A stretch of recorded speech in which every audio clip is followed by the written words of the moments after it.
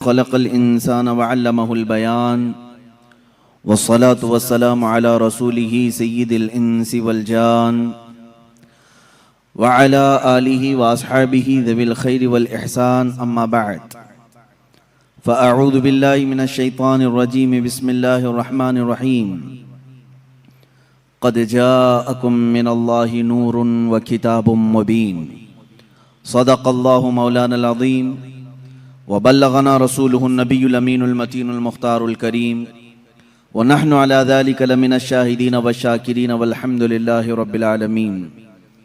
بارگاہ رسالت معاب صلی اللہ تعالی علیہ وسلم میں درود پاک کا ہدیہ پیش کریں۔ اللہم صلی علی سیدنا و مولانا محمد معدن الجود والکرم وآلہ واصحابہ الکرام وابنہ الکریم وبارک وسلم صلاة دائمة سرمدا ابدا۔ عزیزان گرامی وقار، محافل میلاد پاک کی آج ہماری یہ تیسری نشست ہے۔ اللہ تبارک و تعالی ان محافل کو ہمارے لیے اجر جزیل بنائے اور ہماری نجات کا ذریعہ بنائے۔ عزیزان گرامی وقار، آج کی یہ چوتھی محفل جس میں ہم رسول گرامی وقار صلی اللہ تعالی علیہ وسلم کے حسن و جمال کا تذکرہ کریں، اور جب بات آئے میرے مصطفیٰ کریم صلی اللہ علیہ وسلم کے حسن کی، سارے شعراء اور سارے عشاق کے قلم تھک گئے، خطبہ اور واعظین کی زبانیں سوکھ گئی، لیکن یا رسول اللہ تمہارے ایک وصف کا بھی حق ادا نہ ہو سکا۔ اقبال نے کہا رخ مصطفیٰ ہے وہ آئینہ، رخ مصطفیٰ ہے وہ آئینہ، کہ اب اس طرح کا کوئی دوسرا آئینہ نہ ہماری بزم خیال میں ہے، نہ دکان آئینہ ساز میں ہے۔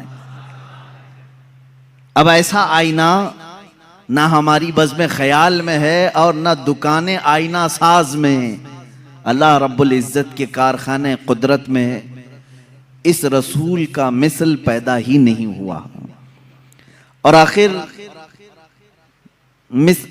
مثال کیسے دیں کہ اللہ کے حبیب صلی اللہ تعالی علیہ وسلم کیسے تھے، کس چیز سے انہیں تشبیہ دیں؟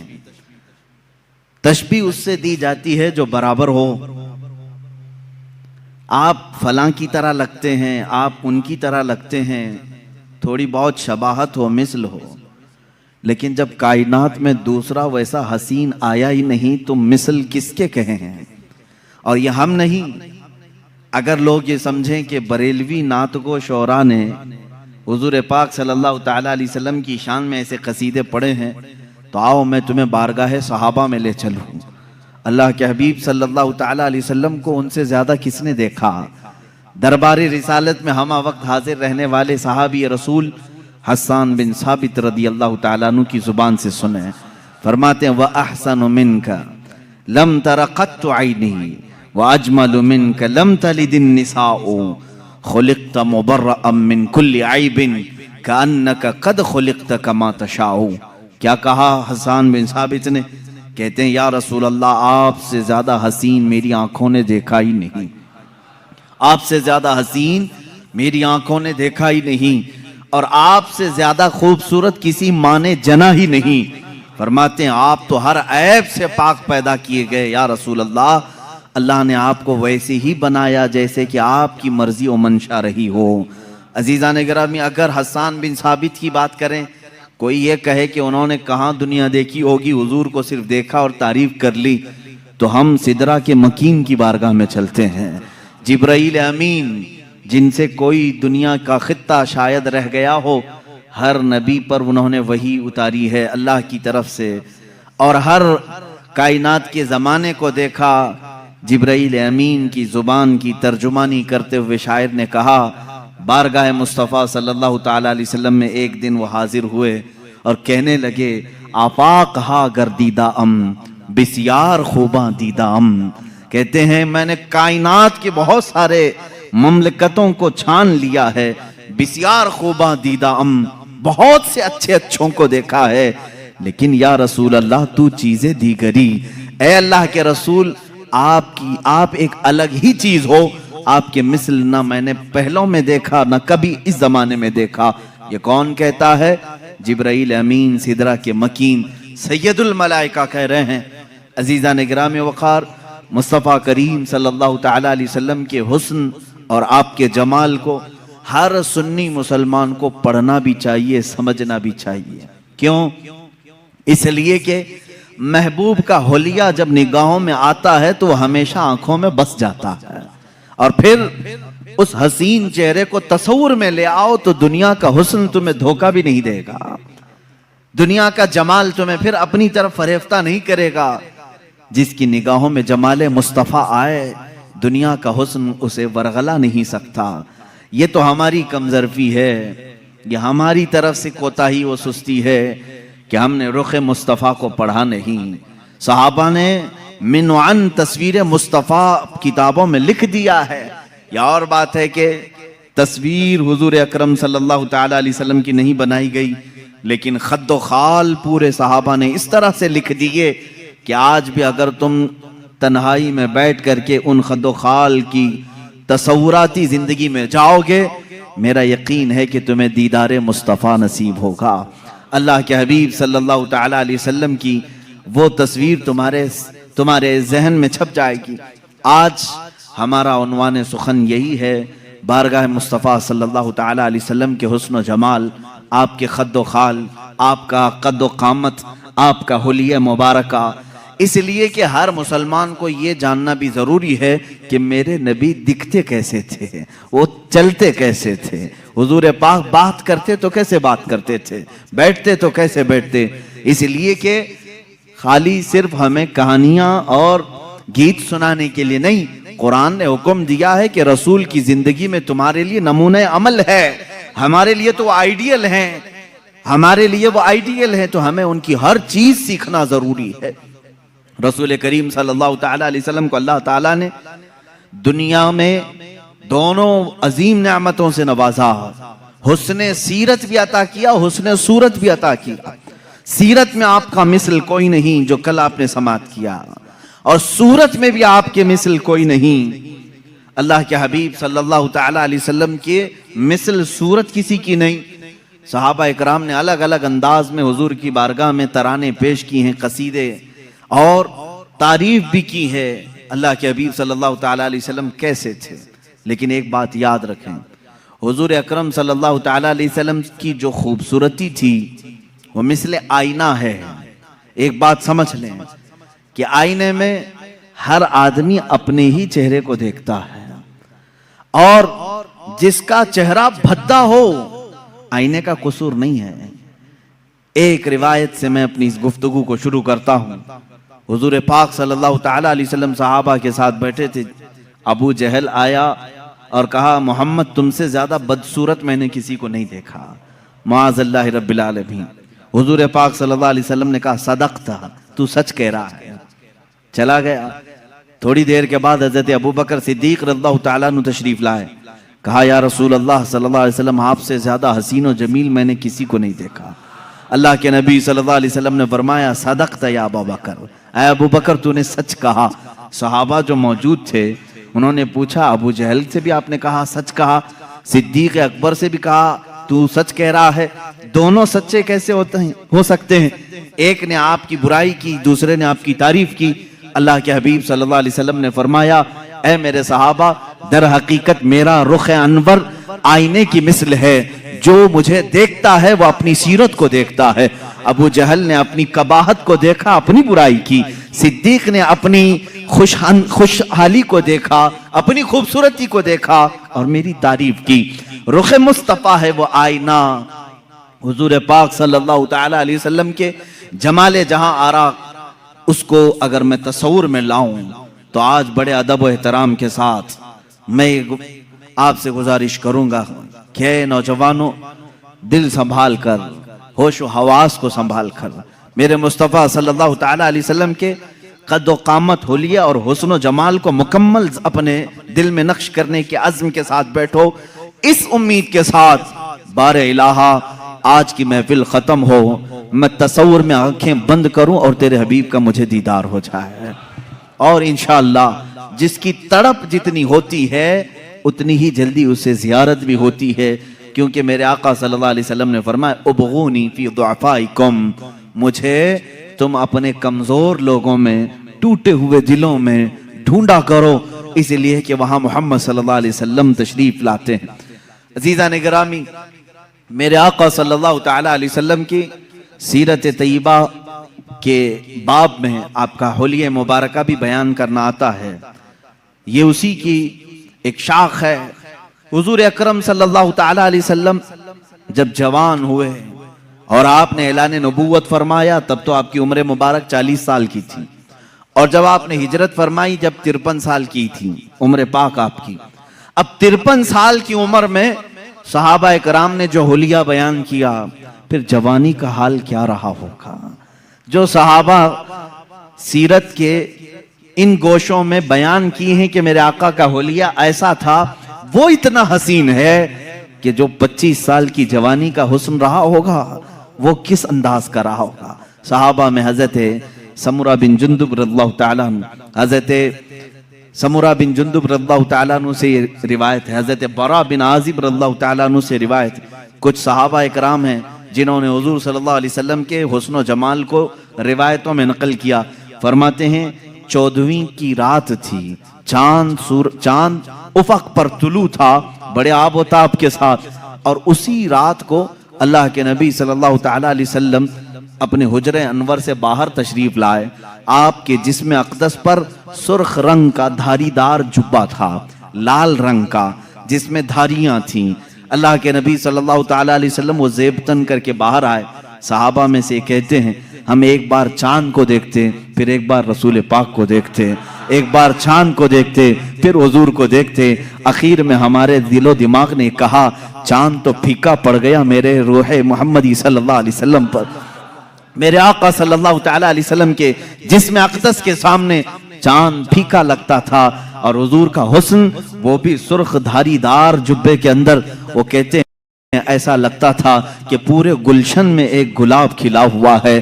اور اعلیٰ حضرت رضی اللہ تعالیٰ عنہ نے تو یوں فرمایا ہے کہ گلاب گلشن میں دیکھے ہیں لوگ، گلاب گلشن میں، لیکن مصطفیٰ کریم صلی اللہ تعالیٰ علیہ وسلم کا حسن تو ایسا تھا کہ ایک گلاب میں سارا گلشن کھلا ہوا تھا، سارا گلشن کھلا ہوا تھا. صحابہ اکرام رضوان اللہ تعالیٰ علیہ مجمعین نے، کئی صحابہ نے سورج سے تشبیہ دی. کہا میرے آقا صلی اللہ تعالیٰ علیہ وسلم سورج سے زیادہ خوبصورت دکھتے تھے. صحابہ سے کسی نے پوچھا، آپ نے کہا سورج سے زیادہ خوبصورت؟ سورج کو تو کوئی دیکھ ہی نہیں سکتا. حضور پاک صلی اللہ تعالیٰ علیہ وسلم کے حسن و جمال کو لوگ دیکھنے کے لیے وارفتہ ہوتے. اس صحابی نے کہا میں نے وہ دوپہر والا سورج نہیں کہا، وہ چاشت والا سورج کہا ہے، جس کو دیکھنے سے ہڈیوں میں بھی طاقت آتی ہے، جس کی روشنی سے بدن میں بھی قوت آتی ہے. اس کو ضحیٰ کہتے ہیں. قرآن پاک میں بھی وَالضُّحَىٰ وَاللَّيْلِ اِذَا سَجَىٰ، قرآن میں جو آیتیں آئی ہیں، ضحیٰ کہتے ہیں ناشتے کے وقت جو سورج نکلا رہتا ہے 8 بجے سے لے کر 9 بجے کے بیچ، جس کی ہلکی ہلکی سی روشنی تمہارے جسم پر ابھی ابھی گرماہٹ پیدا کرتی ہے، اور اس وقت سورج کی ٹکیا پر تمہاری نگاہیں بھی ٹکتی ہیں. اس سورج کو کہتے ہیں ضحیٰ، چاشت کے وقت والا سورج جو پوری کرنیں دنیا میں پھیلا چکا ہوتا ہے. اور اللہ رب العزت نے خود رخ مصطفیٰ کو وہ صبح کے سورج سے تشبیہ دی ہے. عزیزان گرامی، اب یہاں تشبیہات بہت ساری ہیں. صحابہ کرام نے الگ الگ تشبیہیں دی. بعض صحابہ نے کہا وہ 14ویں کا چاند جب چمکتا تھا حضور اکرم صلی اللہ تعالی علیہ وسلم کے حسن کے آگے وہ پھیکا تھا. اور بعض صحابہ نے کہا سورج کے مثل.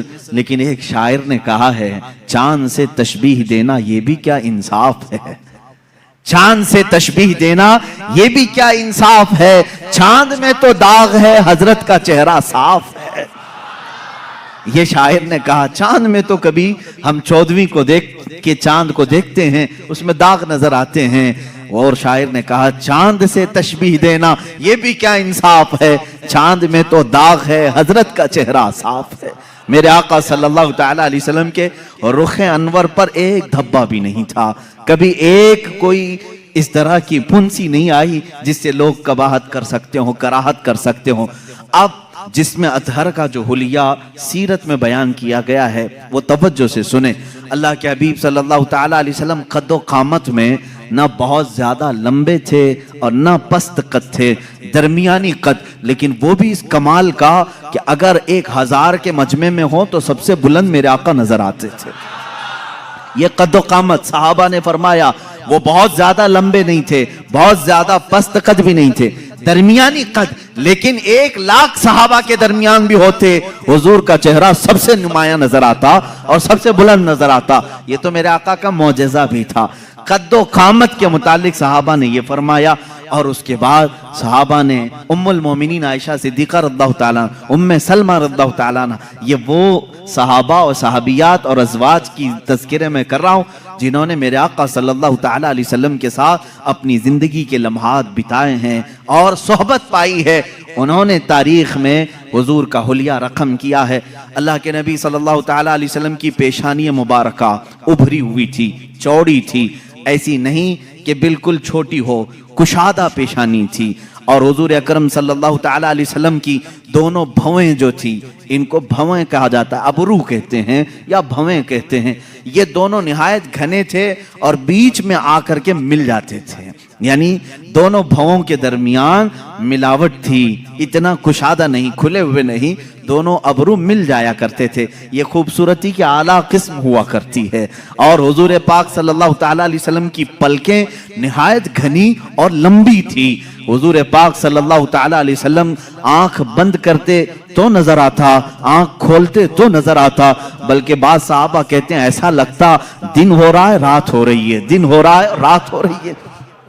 آنکھوں میں یہ جو پلکیں تھی کافی گھنی تھی، اور حضور اکرم صلی اللہ تعالیٰ علیہ وسلم کی بینی مبارکہ یعنی ناک شریف، حضور اکرم صلی اللہ علیہ وسلم کی نہایت ہی کھڑی ناک تھی، سیدھی بالکل، ایسی نہیں کہ چوڑے ہوں یا نتھنے نظر آتے ہوں، لیکن کھڑی ناک تھی، ایسے لگتا تھا کہ جیسے بالکل کسی نے چاندی سے تراش کر کے رکھا ہو۔ یہ بھی صحابہ نے کہا حضور کا جسم ناز ایسا لگتا تھا جیسے کسی نے چاندی میں ڈھال کر کے اتارا ہے، اور یہ بینی مبارکہ تھی۔ اور حضور اکرم صلی اللہ تعالیٰ علیہ وسلم کے رخسار مبارک، حضرت عائشہ صدیقہ فرماتی ہیں، نہ بہت زیادہ ابھرے ہوئے تھے، نہ بہت زیادہ چپکے ہوئے تھے، ہموار تھے، لیکن جب حضور مسکراتے تھے تو اس میں انار کی سرخی آتی تھی، اور جب ناراض ہوتے، غصہ ہوتے تو اس میں لال پن نظر آتا تھا۔ صحابہ اس سے محسوس کر لیتے حضور پاک صلی اللہ تعالیٰ علیہ وسلم کے رخسار پاک۔ یہاں تک کہ ایک صحابی نے کہا حضور گورے رنگت کے تھے، لیکن گورے کا مطلب چونے جیسی سفیدی نہیں، بلکہ کہتے ہیں ایسے گورے جس کو کہتے ہیں گلابی رنگت ہو۔ حضور پاک صلی اللہ تعالیٰ علیہ وسلم گلابی مائل تھے خوبصورتی میں، پیشانی ابھری ہوئی چوڑی، رخسار ہموار، بینی ناک مبارکہ نہایت ہی سیدھی اور کھڑی ہوئی، اور لبھائے ناز اللہ اللہ۔ صحابہ کہتے ہیں حضور پاک صلی اللہ تعالیٰ علیہ وسلم کے ہونٹ نہایت ہی سرخ تھے، ایسا لگتا تھا جیسے کسی نے کلی کیا ہوا ہو، اس کو ایسے تراشا گیا ہو۔ جب میرے آقا صلی اللہ تعالیٰ علیہ وسلم مسکراتے تھے تو لوگوں صحابہ نے بیان کیا اس میں ایک دھار بھی نظر نہیں آتی تھی، جیسے بچوں کے ہونٹ لب نرم و نازک ہوتے ہیں، یہ ہمارے بچوں کے جوان ہوتے ہوتے ہونٹ سخت ہو سکتے ہیں، بڑھاپے میں ہونٹ لٹک سکتے ہیں، لیکن صحابہ جس عمر کی یہ حالت بیان کر رہے ہیں یہ حضور کے 53 سالہ عمر کی بات ہے۔ 53 سالہ عمر کے وقت حضور کے لبھائے ناز نہایت ہی نرم اور بہت ہی دلگداز تھے۔ حضور جب مسکراتے تھے تو یہ ہونٹ پھیل جاتے تھے اور اس میں سرخی نظر آتی تھی، اور رسول کریم صلی اللہ تعالیٰ علیہ وسلم کی ذقن مبارک یعنی ٹھوڈی شریف یہ بالکل ہی مثلث نما، یعنی ایسے نہیں کہ جس کو عیب دار سمجھا جائے، اور داڑھی شریف اتنی گھنی تھی، حضور پاک صلی اللہ تعالیٰ علیہ وسلم کی داڑھی نہایت گھنی، اور بال شریف بہت سیدھے بھی نہیں بہت گھنگرو بھی نہیں، لیکن تھوڑے سے گھنگریالو تھے، اور سر مبارک سے جو بال تھے صحابہ کرام فرماتے ہیں کہ پیشانی سے لٹک کر کانوں کی لو تک آتے تھے، جو زلفیں تھی حضور پاک صلی اللہ علیہ وسلم کی، اور کبھی کندھوں تک آ جاتے تھے، لیکن ان زلفوں میں بل کھائے ہوئے تھے، یعنی ہلکے ہلکی سے گھنگریالو تھے۔ اور رسول کریم صلی اللہ تعالی علیہ وسلم کے کانوں سے جب یہ گھنے بال کندھوں تک لٹکتے تھے، ماں عائشہ صدیقہ فرماتی ہیں کالے بال، نہایت کالے بال جب وہ دونوں کندھوں تک لٹکتے تھے، اور ان بالوں کے بیچ میں دونوں کان ایسے لگتے جیسے تارے رات میں کھلے ہوئے ہوں، دو بڑے ستارے ان گھنے بالوں کے درمیان کھلے ہوئے ہوں۔ صحابہ کہتے ہیں اسی طرح سے نظر آتے تھے، کیونکہ کانوں میں بالکل سفیدی تھی، بہت ہی روشنی تھی، اور بال نہایت ہی رنگ کالے، اور ان کالی رنگت میں جب وہ سفید رنگ کے کان ہوں یقیناً وہ خوبصورت ہوں گے، یقیناً وہ تارے سے زیادہ خوبصورت لگتے ہوں گے۔ اب گردن مبارک جو تھی صحابہ کہتے ہیں سراہی نما تھی، ایسے جیسے کہ حضور اکرم صلی اللہ علیہ وسلم پانی پی رہے ہوں تو صحابہ کو یہ تک نظر آتا تھا کہ پانی اتر رہا ہے، جیسے شیشے کے اندر سراہی میں پانی ڈالا جائے۔ اور ایک صحابی بیان کرتے ہیں حضور پاک صلی اللہ تعالی علیہ وسلم سے جس نے مصافحہ کیا، وہ ہتھیلیاں اتنی نرم و گداز تھی، کہتے ہیں دنیا کے کسی ریشم میں اتنی نرم و گدازت نہیں ہوتی، اتنی لطافت نہیں ہوتی، اتنی لطافت، اور وہ بھی کس عمر کی بات؟ 53 سالہ عمر کی بات ہے۔ ہاتھ جوان ہوتے ہوتے سخت ہونے لگتے ہیں، بچوں کے تو ہم سمجھ لیں گے کہ نرم ہوں گے، لیکن جوانی میں ہاتھ چھوتے ہوئے محنت کرتے ہوئے سخت ہو سکتے ہیں۔ صحابہ نے جو حلیہ بیان کیا ہے یہ رسول کریم صلی اللہ علیہ وسلم کے 53 سال کے بعد کا حلیہ ہے، اور اتنے نرم کہ جو ایک مرتبہ مصافحہ کرے اس کو ایسا لگتا کہ میں نے اپنے ہاتھ کسی دیباجے میں، کسی ریشم کی کان میں رکھ دیا ہے۔ اور جن صحابہ نے حضور صلی اللہ تعالی علیہ وسلم کے بازوئے مبارکہ پکڑے ہیں وہ کہتے ہیں ایسا لگتا تھا جیسے کسی نرم روئی کو ہم نے پکڑا ہے، لیکن اس کی طاقت کا اندازہ کس کو ہے، اس کی طاقت کا اندازہ کس کو ہے؟ عزیزان گرامی، رسول کریم صلی اللہ تعالی علیہ وسلم کے بازوئے مبارکہ بھی صحابہ نے لکھے۔ اتنا قربان جاؤ صحابہ کے عشق پر کہ کسی اور کا حلیہ ایسا لکھا ہی نہیں ہوگا پوری دنیا میں کہ صحابہ نے جس طرح سے بیان کیا ہے، حتیٰ کہ پوری 63 سالہ عمر پاک آئی میرے آقا کی، صحابہ کہتے ہیں حضور صلی اللہ علیہ وسلم کے پورے بال کالے ہی رہے، داڑھی مبارکہ کالی رہی، ان پورے داڑھی اور سر کے بالوں میں صحابہ کہتے ہیں 14 بال سفید آئے تھے۔ کتنے؟ 14 بال سفید آئے تھے۔ اللہ اللہ، صحابہ کا یہ عشق تھا، وہ حضور پاک کے سفید بال تک گن کر کے رکھتے تھے۔ وہ صحابہ جانثار تھے، ہر عضو کو، ہر ادا کو انہوں نے تحریر میں لایا ہے۔ اللہ کے نبی صلی اللہ تعالی علیہ وسلم کی اس صورت مبارکہ میں جو باتیں میں نے عرض کی، گردن سراہی نما، ماں عائشہ صدیقہ فرماتی ہیں شکم پاک کیسا تھا؟ کہتی ہیں سینہ جس طرح سے تھا اتنا ہی پیٹ مبارک بھی تھا، شکم نہ سینے سے باہر آیا ہوا تھا۔ اور سینہ کیسا تھا؟ وہ کہتے ہیں نہایت ہی مضبوط، بالکل سیدھا اور کافی کشادہ سینہ تھا۔ رسول کریم صلی اللہ تعالی علیہ وسلم کا سینہ کافی کشادہ، اور پیٹ مبارکہ سینے سے باہر آیا ہوا نہیں تھا، بالکل سینے کے برابر تھا۔ اور ماں عائشہ صدیقہ رضی اللہ تعالیٰ عنہ نے اب قدمہ ناز کو بھی بتایا ہے۔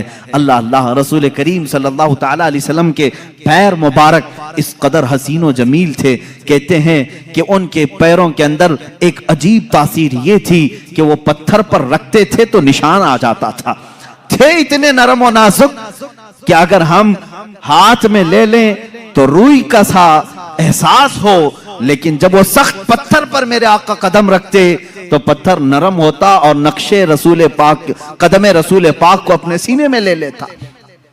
رسول کریم صلی اللہ تعالی علیہ وسلم کے کف پا، حضور پاک کے قدم پاک کے نقش کو بہت ساری جگہوں پر محفوظ کیا گیا، آج بھی پتھروں پر حضور کا نقش پا ملتا ہے۔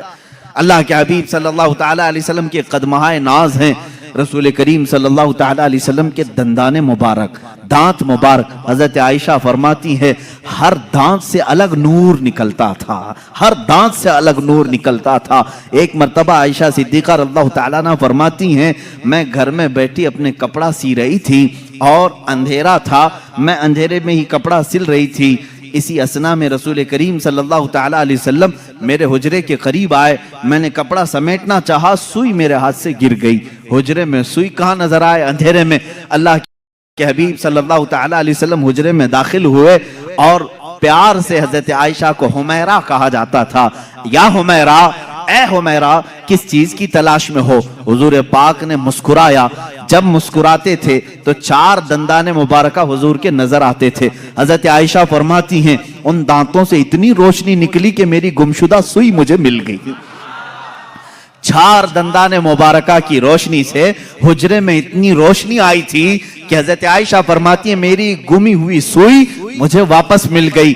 رسول کریم صلی اللہ تعالیٰ علیہ وسلم کی زبان مبارکہ، دندان مبارکہ، گردن مبارک، رخسار مبارک، لبہائے ناز، آنکھیں حضور اکرم صلی اللہ تعالیٰ علیہ وسلم کی کیسی تھیں؟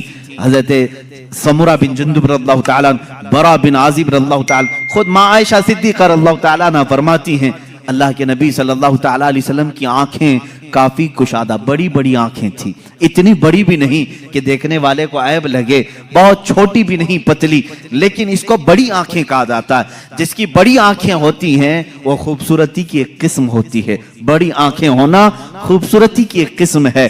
اللہ کے نبی صلی اللہ تعالیٰ علیہ وسلم کی آنکھوں کے اندر کی بھی بات صحابہ فرماتے ہیں یہ جو پتلی تھی نہایت کالی تھی، اور جو باہر کی سفیدی تھی وہ بہت سفید، لیکن اس میں خون کے جو ڈورے تھے وہ صاف نظر آیا کرتے تھے، باریک باریک نسیں صاف نظر آتی تھی۔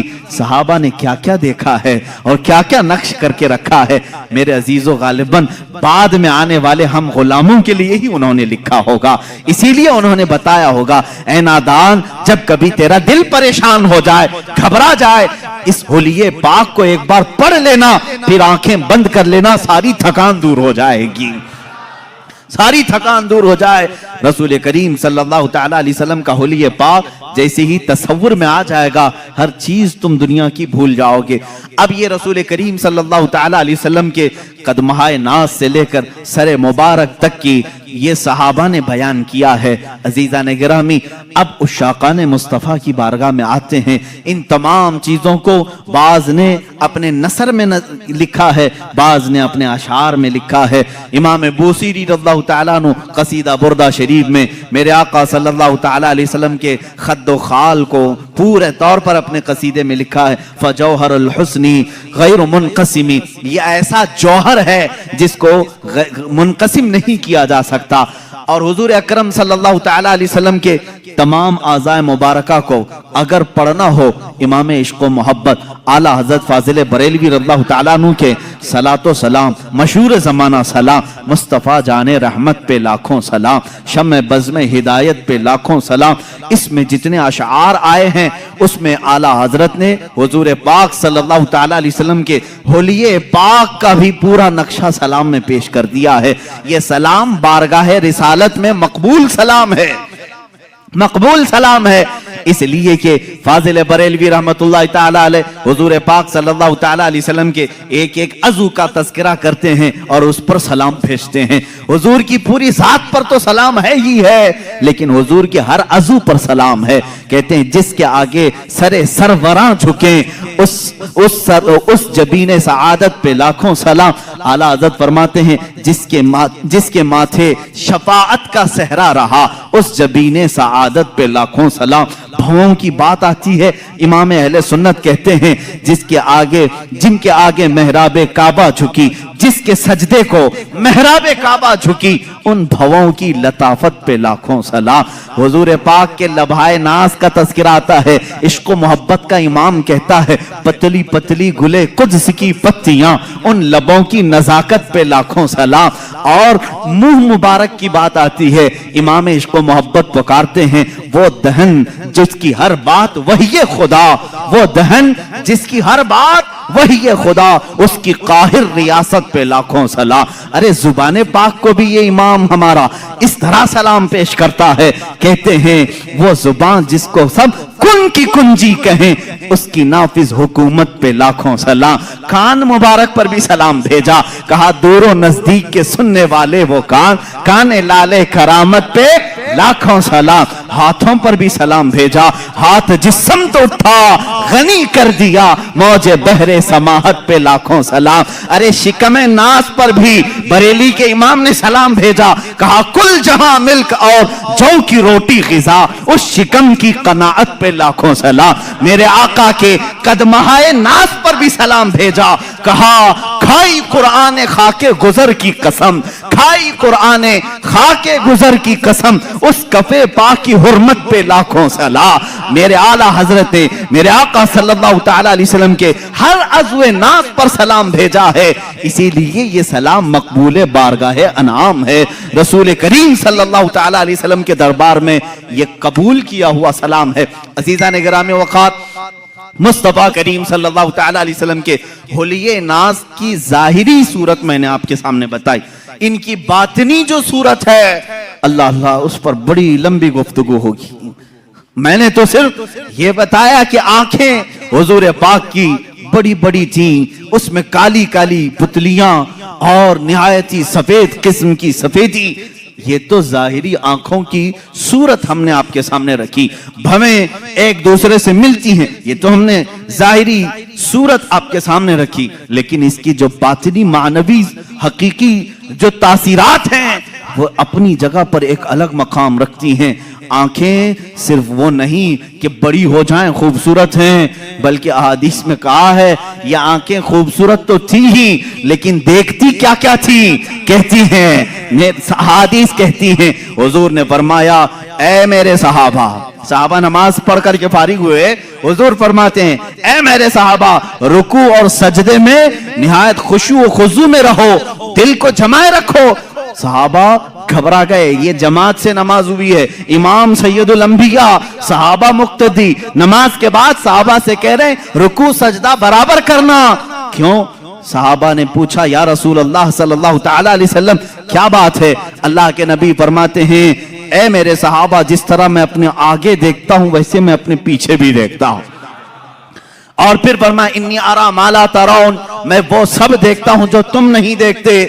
وہ رسول کریم صلی اللہ تعالیٰ علیہ وسلم کے نگاہوں کا ظاہری جمال اپنی جگہ, جس طرف اٹھ گئی دم میں دم آ گیا اس نگاہ عنایت پہ لاکھوں سلام. یہ نگاہیں ہیں جن کی تاثیر بھی یہ ہے. اور حضور اکرم صلی اللہ تعالیٰ علیہ وسلم کے چہرے ناز کی خوبصورتی آپ کے سامنے رکھا. بے مثل حسن ہے, لاجواب اور بے نظیر حسن ہے, لیکن چہرے مبارکہ کی تاثیر ایسی. اللہ اللہ میرے عزیزو, یہ رسول نماز میں ہیں, ظہر کی نماز پڑھا رہے ہیں, اس چہرے کا تذکرہ قرآن میں بھی آیا ہے. یہ چہرہ حضور پاک کا جو بیان کیا نہایت گلابی رنگت کا خوبصورت, ابرو کشادہ, پیشانی کشادہ, میں نے ظاہری صورت رکھی. قرآن اس چہرے کا تذکرہ کیسے کہہ رہا ہے؟ یہ مدینہ طیبہ کا ایک علاقہ ہے, صحابہ کو نماز پڑھا رہے ہیں, ظہر کی نماز ہے, 2 رکعت ہو گئی. اس وقت قبلہ بیت المقدس تھا, اس وقت مسلمانوں کا قبلہ بیت المقدس تھا, مسجد اقصی کی طرف نہ منہ کر کے نماز پڑھ رہے تھے. رسول کریم صلی اللہ تعالیٰ علیہ وسلم کے دل میں خیال گزرا کاش ہمارا قبلہ خانہ کعبہ ہوتا تو زیادہ اچھا ہوتا, اس لیے کہ بیت المقدس اس طرف تھا, خانہ کعبہ بالکل پیچھے کی طرف تھا, اپوزٹ سمت میں. اور یہ خیال آیا. پھر آگے کی بات قرآن سے سنو, 2 پارے کا پہلا صفحہ ہے. مولا تعالیٰ فرماتا ہے قد نرا تقلب وجهك في السماء فلنولينك قبلة ترضاها. اے رسول, حضور صلی اللہ تعالیٰ علیہ وسلم نے یہ خیال کیا دل میں, اور اس کے بعد کیا کیا, 2 رکعت نماز پڑھا لی صحابہ کو, اور اپنا چہرہ آسمان کی طرف اٹھانے لگے. تم اگر آسمان کی طرف منہ اٹھاؤ گے نماز مکروہ ہو جائے گی. تم اگر اپنا چہرہ نماز کی حالت میں آسمان کی طرف اٹھاؤ گے نماز مکروہ ہے.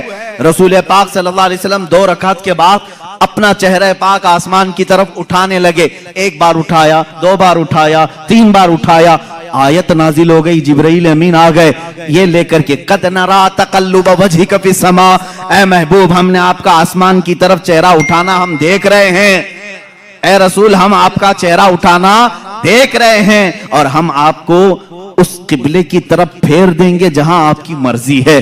فولی وجہک شطر المسجد الحرام. اور اللہ تعالیٰ نے پھر فوراً ایک آیت اور نازل فرمائی.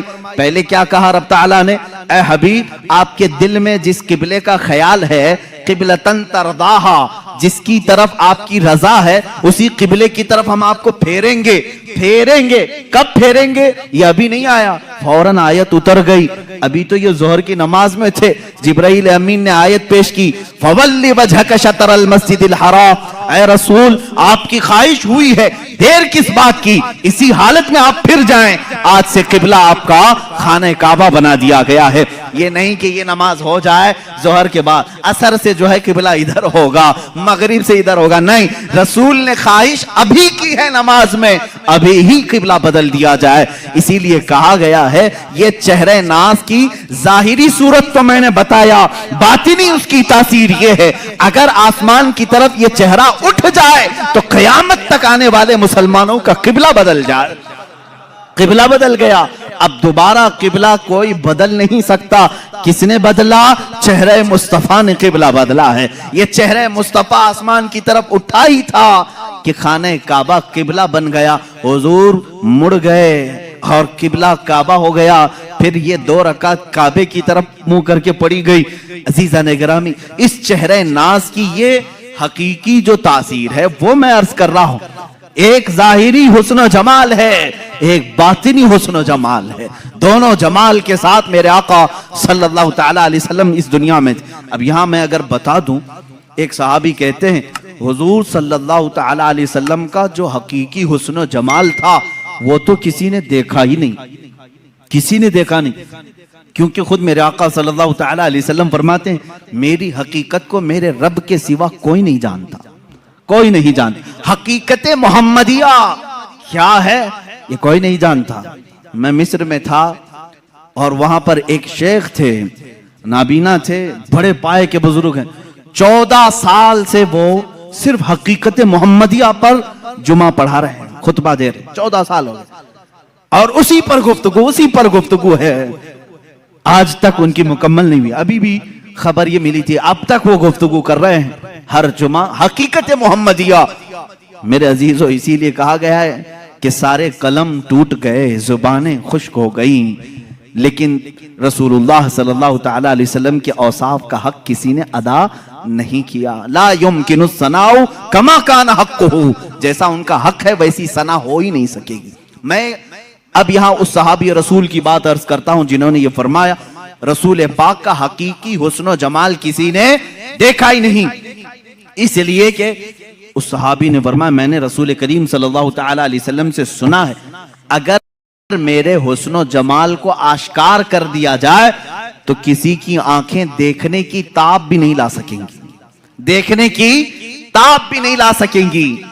اس سے ریلیٹڈ روایت ہمیں یہ ملتی ہے جب معراج مصطفیٰ ہوئی, میرے آقا صلی اللہ تعالیٰ علیہ وسلم آسمانوں پر بلائے گئے. آسمانوں پر آپ کو معراج کا سفر معلوم ہے, وہ نہایت ہی اعلیٰ شان والا سفر ہے. جبرائیل امین آئے ہیں, بڑے ناز و انداز کے ساتھ لے جایا جا رہا ہے. انبیاء کے ساتھ انہیں تعارف کرایا گیا یا امامت کروائی رسول کریم صلی اللہ تعالیٰ علیہ وسلم کی. اس کے بعد آسمانوں کا سفر. ایک روایت یہ ملتی ہے جنت کے جو فرشتے ہیں وہ جنت کی مشعلیں روشن کرنے لگے, جنت کی مشعلیں. ظاہر سی بات ہے دولہا آ رہا ہو تو آپ یا تو پھول لے کر کھڑے ہوں گے, لیکن وہ رات کا منظر تھا, لالٹین جس طرح سے کہیں آپ, یا شمع روشن کر کے فرشتے کھڑے تھے, جنت کی مشعلیں روشن کی جا رہی تھی. رب ذوالجلال بہت بہتر جانتا ہے, لیکن وہ اپنے حبیب کی شان بیان کرنا چاہتا ہے. فرشتوں سے فرمایا اے ملائکہ یہ مشعلیں کیوں روشن کر رہے ہو؟ فرشتوں نے عرض کیا مولا تیرے حبیب کے استقبال میں, تیرا حبیب معراج کے سفر پر ہے اور تیرے قرب کی منزلیں طے کر رہا ہے, ہم اس کی آمد کے انتظار میں، ہم اس کے استقبال میں یہ مشالیں روشن کر رہے ہیں۔ رب ذوالجلال نے فرمایا اے ملائکہ یہ مشالیں رکھ دو، اس لیے کہ میں اپنے نبی کے، اپنے حبیب کے چہرے پر 70,000 حجابات رکھا ہوں، 70,000 پردے رکھا ہوں۔ اگر ان میں سے ایک پردہ میرا حبیب اٹھائے، ایک آسمان سے دوسرے آسمان کے درمیان خوب روشنی ہو جائے۔ ایک پردہ ہٹایا جائے تو سارے دو آسمانوں کے بیچ کا حصہ روشن ہو جائے۔ اللہ نے اتنے حجابات میں مصطفیٰ کریم صلی اللہ علیہ وسلم کو دنیا میں بھیجا۔ اسی لیے بعض بزرگوں نے فرمایا میرے آقا نور ہیں، لباس بشر میں دنیا میں آئے۔ ایک بات یاد رکھیں، سنیوں پر ایک بڑی تہمت لگائی جاتی ہے کہ یہ رسول پاک کو انسان نہیں مانتے، یہ صرف نور کہتے ہیں، صرف نور نہیں میرے عزیز، نور بھی ہیں بشر بھی ہیں۔ بشر کے لباس میں دنیا میں تشریف لائے اور جب آسمانوں پر سفر کیے وہ اپنے نورانی صورت میں تشریف لے گئے۔ میرے نبی کی دو حیثیتیں ہیں، زمین پر بشری حیثیت ہے، آسمانوں پر نوری حیثیت ہے۔ اسی لیے کہ میرے آقا نے خود فرمایا حضرت جابر سے، اے جابر اللہ نے ساری مخلوقات میں سب سے پہلے تیرے نبی کے نور کو پیدا کیا، تیرے نبی کے نور کو پیدا کیا۔ اب جو نور نہ ہو اس کا آسمانوں کا سفر بھی مشکل ہے۔ وجہ یہ ہے ملائکہ سفر کرتے ہیں، آسمان کیا ہے؟ یہ بادل نہیں، یہ دھواں نہیں کہ اس میں سے اڑ کے چلے جائیں، ایک دبیز پردہ ہے، زمین سے زیادہ سخت ہے آسمان، کھودو تو کھودا بھی نہیں جا سکے گا۔ کن چیزوں سے؟ بڑے الگ الگ دھات ہیں، معدنیات جس کو آپ کہیں میٹل۔ آسمان، ہر آسمان الگ الگ میٹل کا ہے اور اس میں دروازے ہیں، باضابطہ کھولے جاتے ہیں، یہ ہماری نگاہوں نے تو نہیں دیکھا۔ اب ان آسمانوں سے کوئی سفر کرے لباس بشر میں سمجھتا ہوں یہ مشکل ہے۔ اب یہ آسمانوں کو پھاڑے بغیر، توڑے بغیر، جیسے فلسفیوں کا اجرام فلکیہ، انہوں نے انکار کیا معراج مصطفیٰ کا۔ بعض فلسفی کہیں آسمان ٹوٹ ہی نہیں سکتا، اس میں سے کوئی جائے گا کیسے؟ لہذا رسول گئے ہی نہیں اوپر، کیسے جا سکتے ہیں؟ فلسفی جو ہیں وہ عقل کے دل دادا ہوتے ہیں بیچارے، جتنی سمجھ میں ہے اتنا ہی کہیں گے۔ یہ دکھتا تو نہیں ہے اس لیے جا نہیں سکتا کوئی آسمان کے اندر۔ اس کو ایک محقق نے سمجھایا ہے، میرے عزیز آپ مجھے دیکھو، میں چشمہ پہنا ہوا ہوں، چشمہ پہنا ہوا ہوں، اور ظاہر سی بات ہے چشمہ کیوں پہنتے ہیں؟ تھوڑا سا زیادہ نظر آئے۔ اب ظاہر سی بات ہے میری آنکھوں کے سامنے جو چشمہ ہے اس پر شیشے لگے ہوئے ہیں۔ اب دیکھنے والی جو چیز ہمارے اندر ہوتی ہے وہ کیا ہے؟ آنکھوں کے اندر نور کا ایک ہلکا دانہ ہوتا ہے، نور کا ایک ہلکا ذرہ ہوتا ہے۔ اگر وہ نور مر گیا تو تمہاری آنکھیں بھی اندھی ہو گئی۔ ہر انسان کی آنکھ میں نور، اسی لیے تو ہم کہتے ہیں نا آنکھ عطا کیجئے اس میں زیادی۔ اور آنکھوں کا نور، نور کیوں کہا جاتا ہے؟ ہر آنکھ کے اندر نور کا ایک ذرہ ہے اور وہی دیکھنے کے قابل بھی ہوتا ہے۔ جب ہم نے آنکھ کھولی، چشمہ لگا ہوا ہے، وہ نور کا جو ذرہ ہے کیا میرے چشمے کو پھاڑ کر کے باہر دیکھ رہا ہے؟ اس کو یہاں سے باہر آنے کے لیے کیا چشمے کی اینک پھاڑنا پڑ رہا ہے؟ نہیں، چشمے کی اینک ویسی ہی ہے، وہ نور کا ذرہ وہی ہے، لیکن اس چشمے کے باہر جتنی چیزیں ہیں سب کو وہ دیکھتا ہے، ساری چیزوں کی تصویر کھینچتا ہے اور اپنی آنکھوں میں اندر لیتا ہے۔ نور کو کسی چیز کے خرق پھاڑنے کی احتیاط ضرورت نہیں پیش آتی۔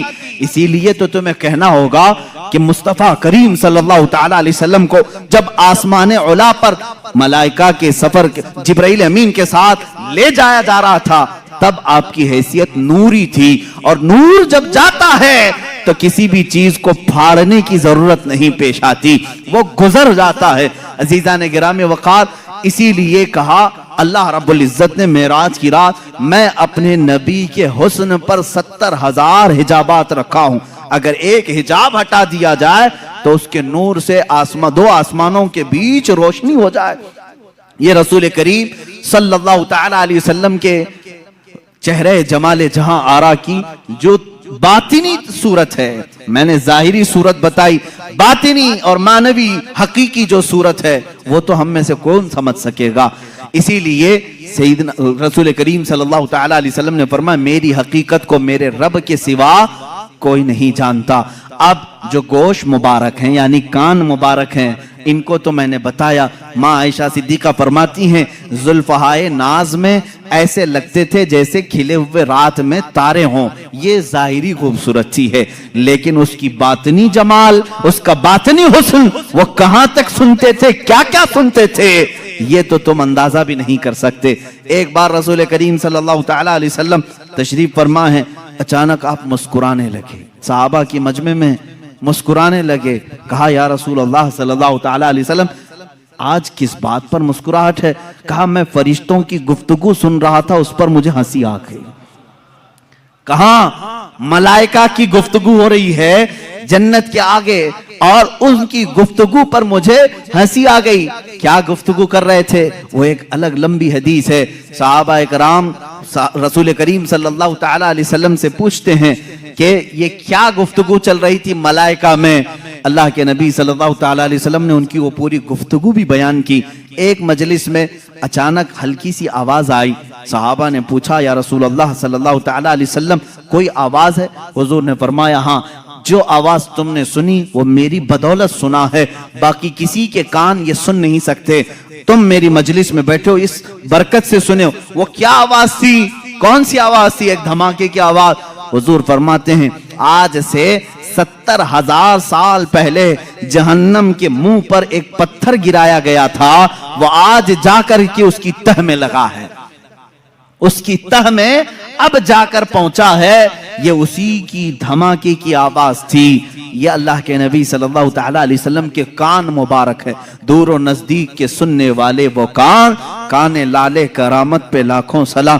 یہ بریلوی یوں ہی سلام ہندوستان سے نہیں بھیجتے، ان کا یقین ہے ہم یہاں سے پکارے وہ وہاں سے سنے، مصطفیٰ کی سماعت پہ لاکھوں سلام۔ یقین ہے نا؟ یقین ہے، اس لیے تو ہم یہاں سے پکارتے بھی ہیں اور میرے آقا سنتے بھی ہیں، اس لیے کہ وہ کان ظاہری کانوں کی خوبصورتی اپنی جگہ پر، لیکن جو باطنی اور اس کی معنوی خوبصورتی تھی اس کو تو حدیثوں نے بیان کیا ہے۔ اللہ کے نبی صلی اللہ تعالی علیہ وسلم کیا کیا سنتے تھے، کیا کیا دیکھتے تھے، بہت ساری حدیثیں ہیں میرے عزیزو۔ جب علم غیب کی بات آئے تو انشاءاللہ العزیز اس ٹاپک پر، اس موضوع پر ہم عرض کریں گے۔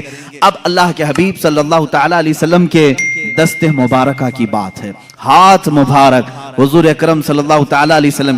ویسے تو میں نے ہاتھ کی خوبصورتی بتائی، ہاتھ بہت لمبے بھی نہیں تھے، بہت چھوٹے بھی نہیں تھے، ہتھیلیاں اتنی نرم تھیں جیسے کوئی مصافحہ کرے تو ایسا لگے کہ ریشم کے کپڑے میں اس نے اپنا ہاتھ رکھا ہو، نرم ملائم، سوز و گداز اس کے اندر تھا۔ لیکن اس کی طاقت و قوت کا حال یہ تھا، اس کی طاقت و قوت کا یہ حال تھا کہ حضور اکرم صلی اللہ تعالی علیہ وسلم نے ان ہاتھوں کو جہاں رکھا کیا کیا ہوا۔ ایک صحابی ہیں چھوٹی عمر کے تھے، ان کے سر پر حضور صلی اللہ علیہ وسلم نے ہاتھ پھیرا اور کہا اللہ تجھے برکت عطا کرے۔ ان کی عمر 94 سال کی ہوئی، 94 سال کی، اور ان کے پورے سر میں ایک بال بھی سفید نہیں تھا، ایک بال۔ حضور کا دستے میں باقی داڑھی سفید، مونچھ سفید، بھویں سفید، بال چہرے سر کے ایک بھی سفید نہیں، اسی لیے کہ دستے مبارکہ میرے آقا نے اس پر رکھا تھا۔ اور اتنا ہی نہیں، یہ دستے مبارکہ کی تاثیر حقیقی جو باطنی خوبصورتی ہے۔ ایک صحابی کہتے ہیں ہم رات کے وقت حضور کی مجلس میں بیٹھتے تھے، لیکن جب جانا ہوتا تو اندھیرا ہوتا۔ ایک بار ہم نے شکایت کی کہ یا رسول اللہ صلی اللہ علیہ وسلم روشنی نہیں ہے، بہت اندھیرا ہے، جائیں تو کیسے جائیں، کہیں راستے میں بھٹک نہ جائیں یا کہیں کھائی میں گر نہ جائیں۔ رسول کریم صلی اللہ تعالی علیہ وسلم نے فرمایا قریب کوئی لکڑی پڑی ہے لیتے آؤ۔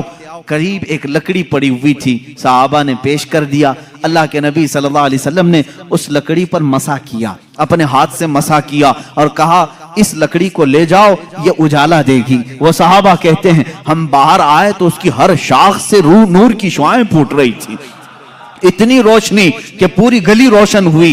اب وہ 3 صحابہ تھے, کہتے ہیں ایک موڑ پر ہمیں راستہ بدلنا تھا, ایک کو ادھر جانا تھا, ایک کو ادھر, ایک کو ادھر, اب کیا کریں؟ ایک روشنی کا کمکما حضور نے دیا تھا. تینوں نے کہا ہم 3 ٹکڑے کرتے ہیں اور اپنے اپنے گھر لے جاتے ہیں. تینوں ٹکڑے کیے, ہر ٹکڑے سے وہی روشنی آ رہی تھی. رسول پاک صلی اللہ تعالی علیہ وسلم جس لکڑی پر اپنا دست مبارکہ لگا دیں وہ روشنی ہی روشنی پیدا کرے. ایک صحابی ہیں جنگ بدر میں, حضرت عکاشہ رضی اللہ تعالیٰ عنہ, کہتے میں غریب صحابہ میں سے تھا, کسی کے پاس تلوار تھی, کسی کے پاس چاقو تھی, میرے پاس کچھ بھی نہیں تھا. میں حضور کی بارگاہ میں عرض کیا کہ آقا لڑنا تو مجھے بھی ہے, جذبہ جہاد میرے بھی اندر ہے, غریب ہی ہے, غربت کی وجہ سے میرے پاس کچھ نہیں.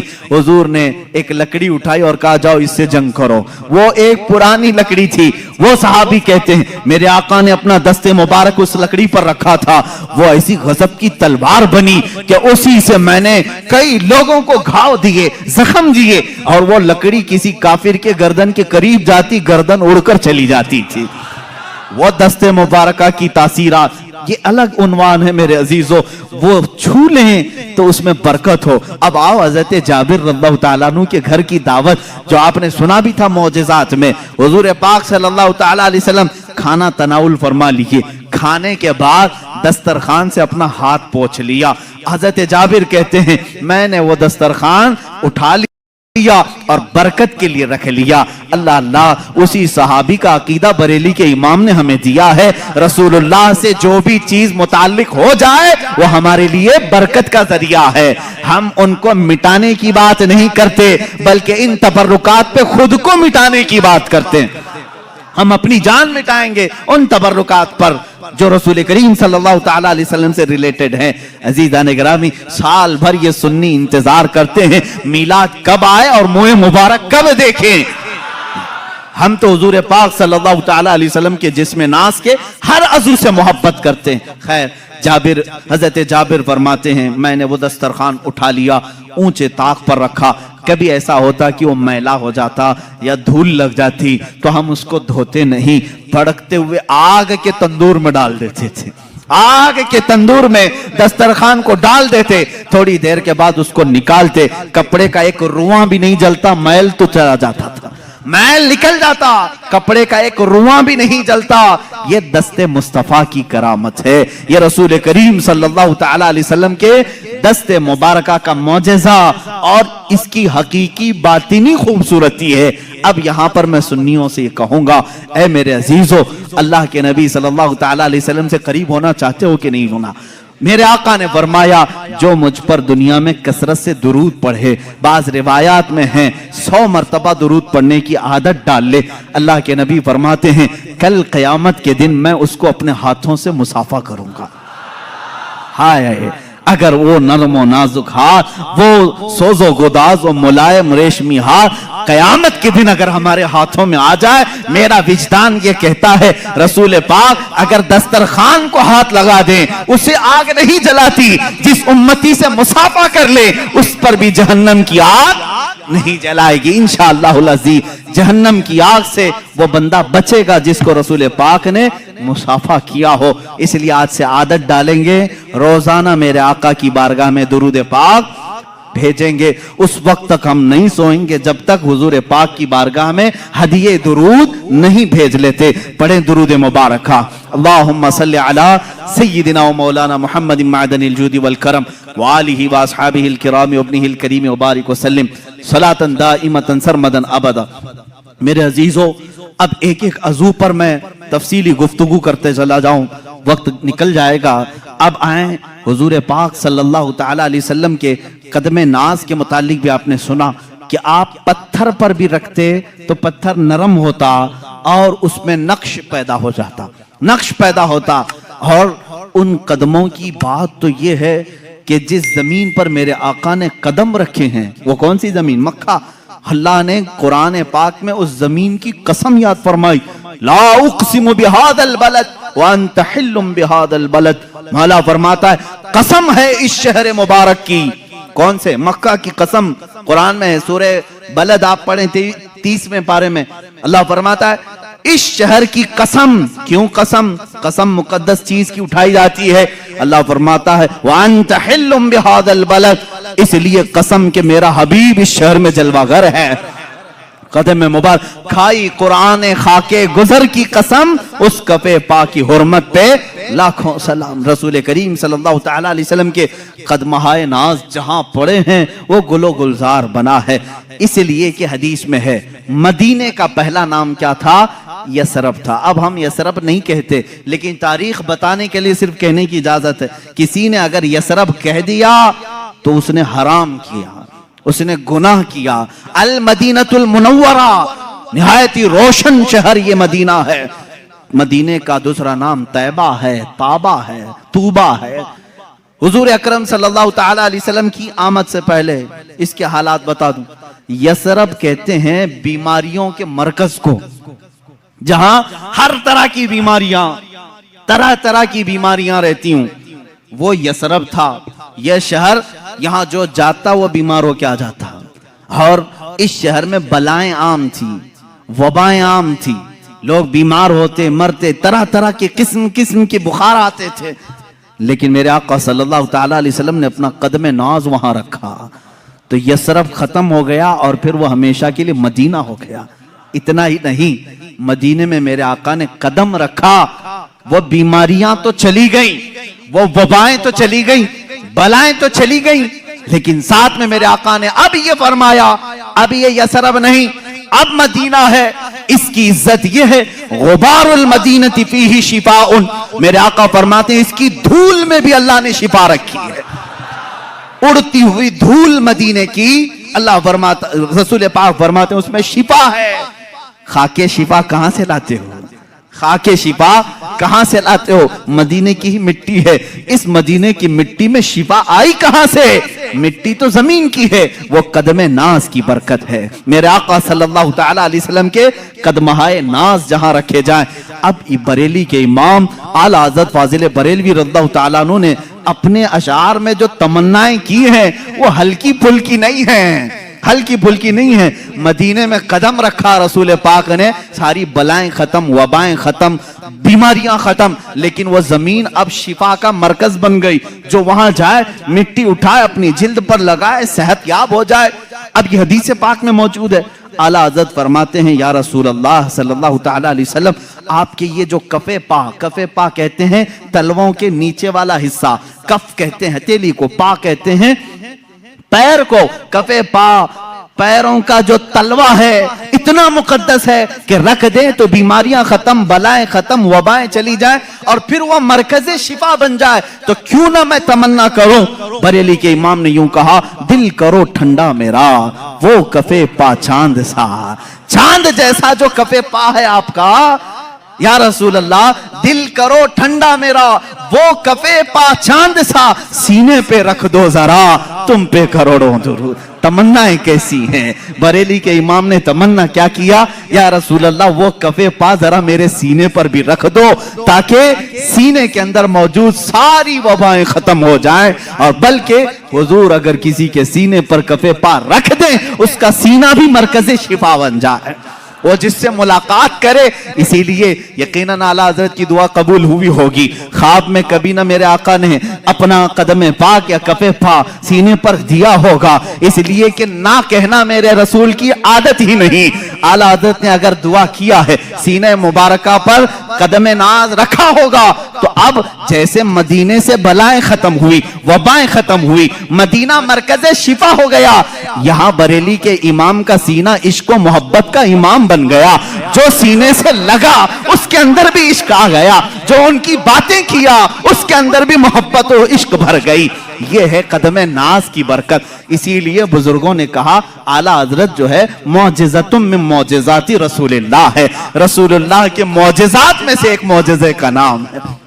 عزیزان گرامی، حضور اکرم صلی اللہ تعالی علیہ وسلم کے میں نے آنکھیں مبارکہ، دست مبارکہ، چہرے مبارکہ، کان مبارک، آپ کے قدم مبارک کا ذکر کیا.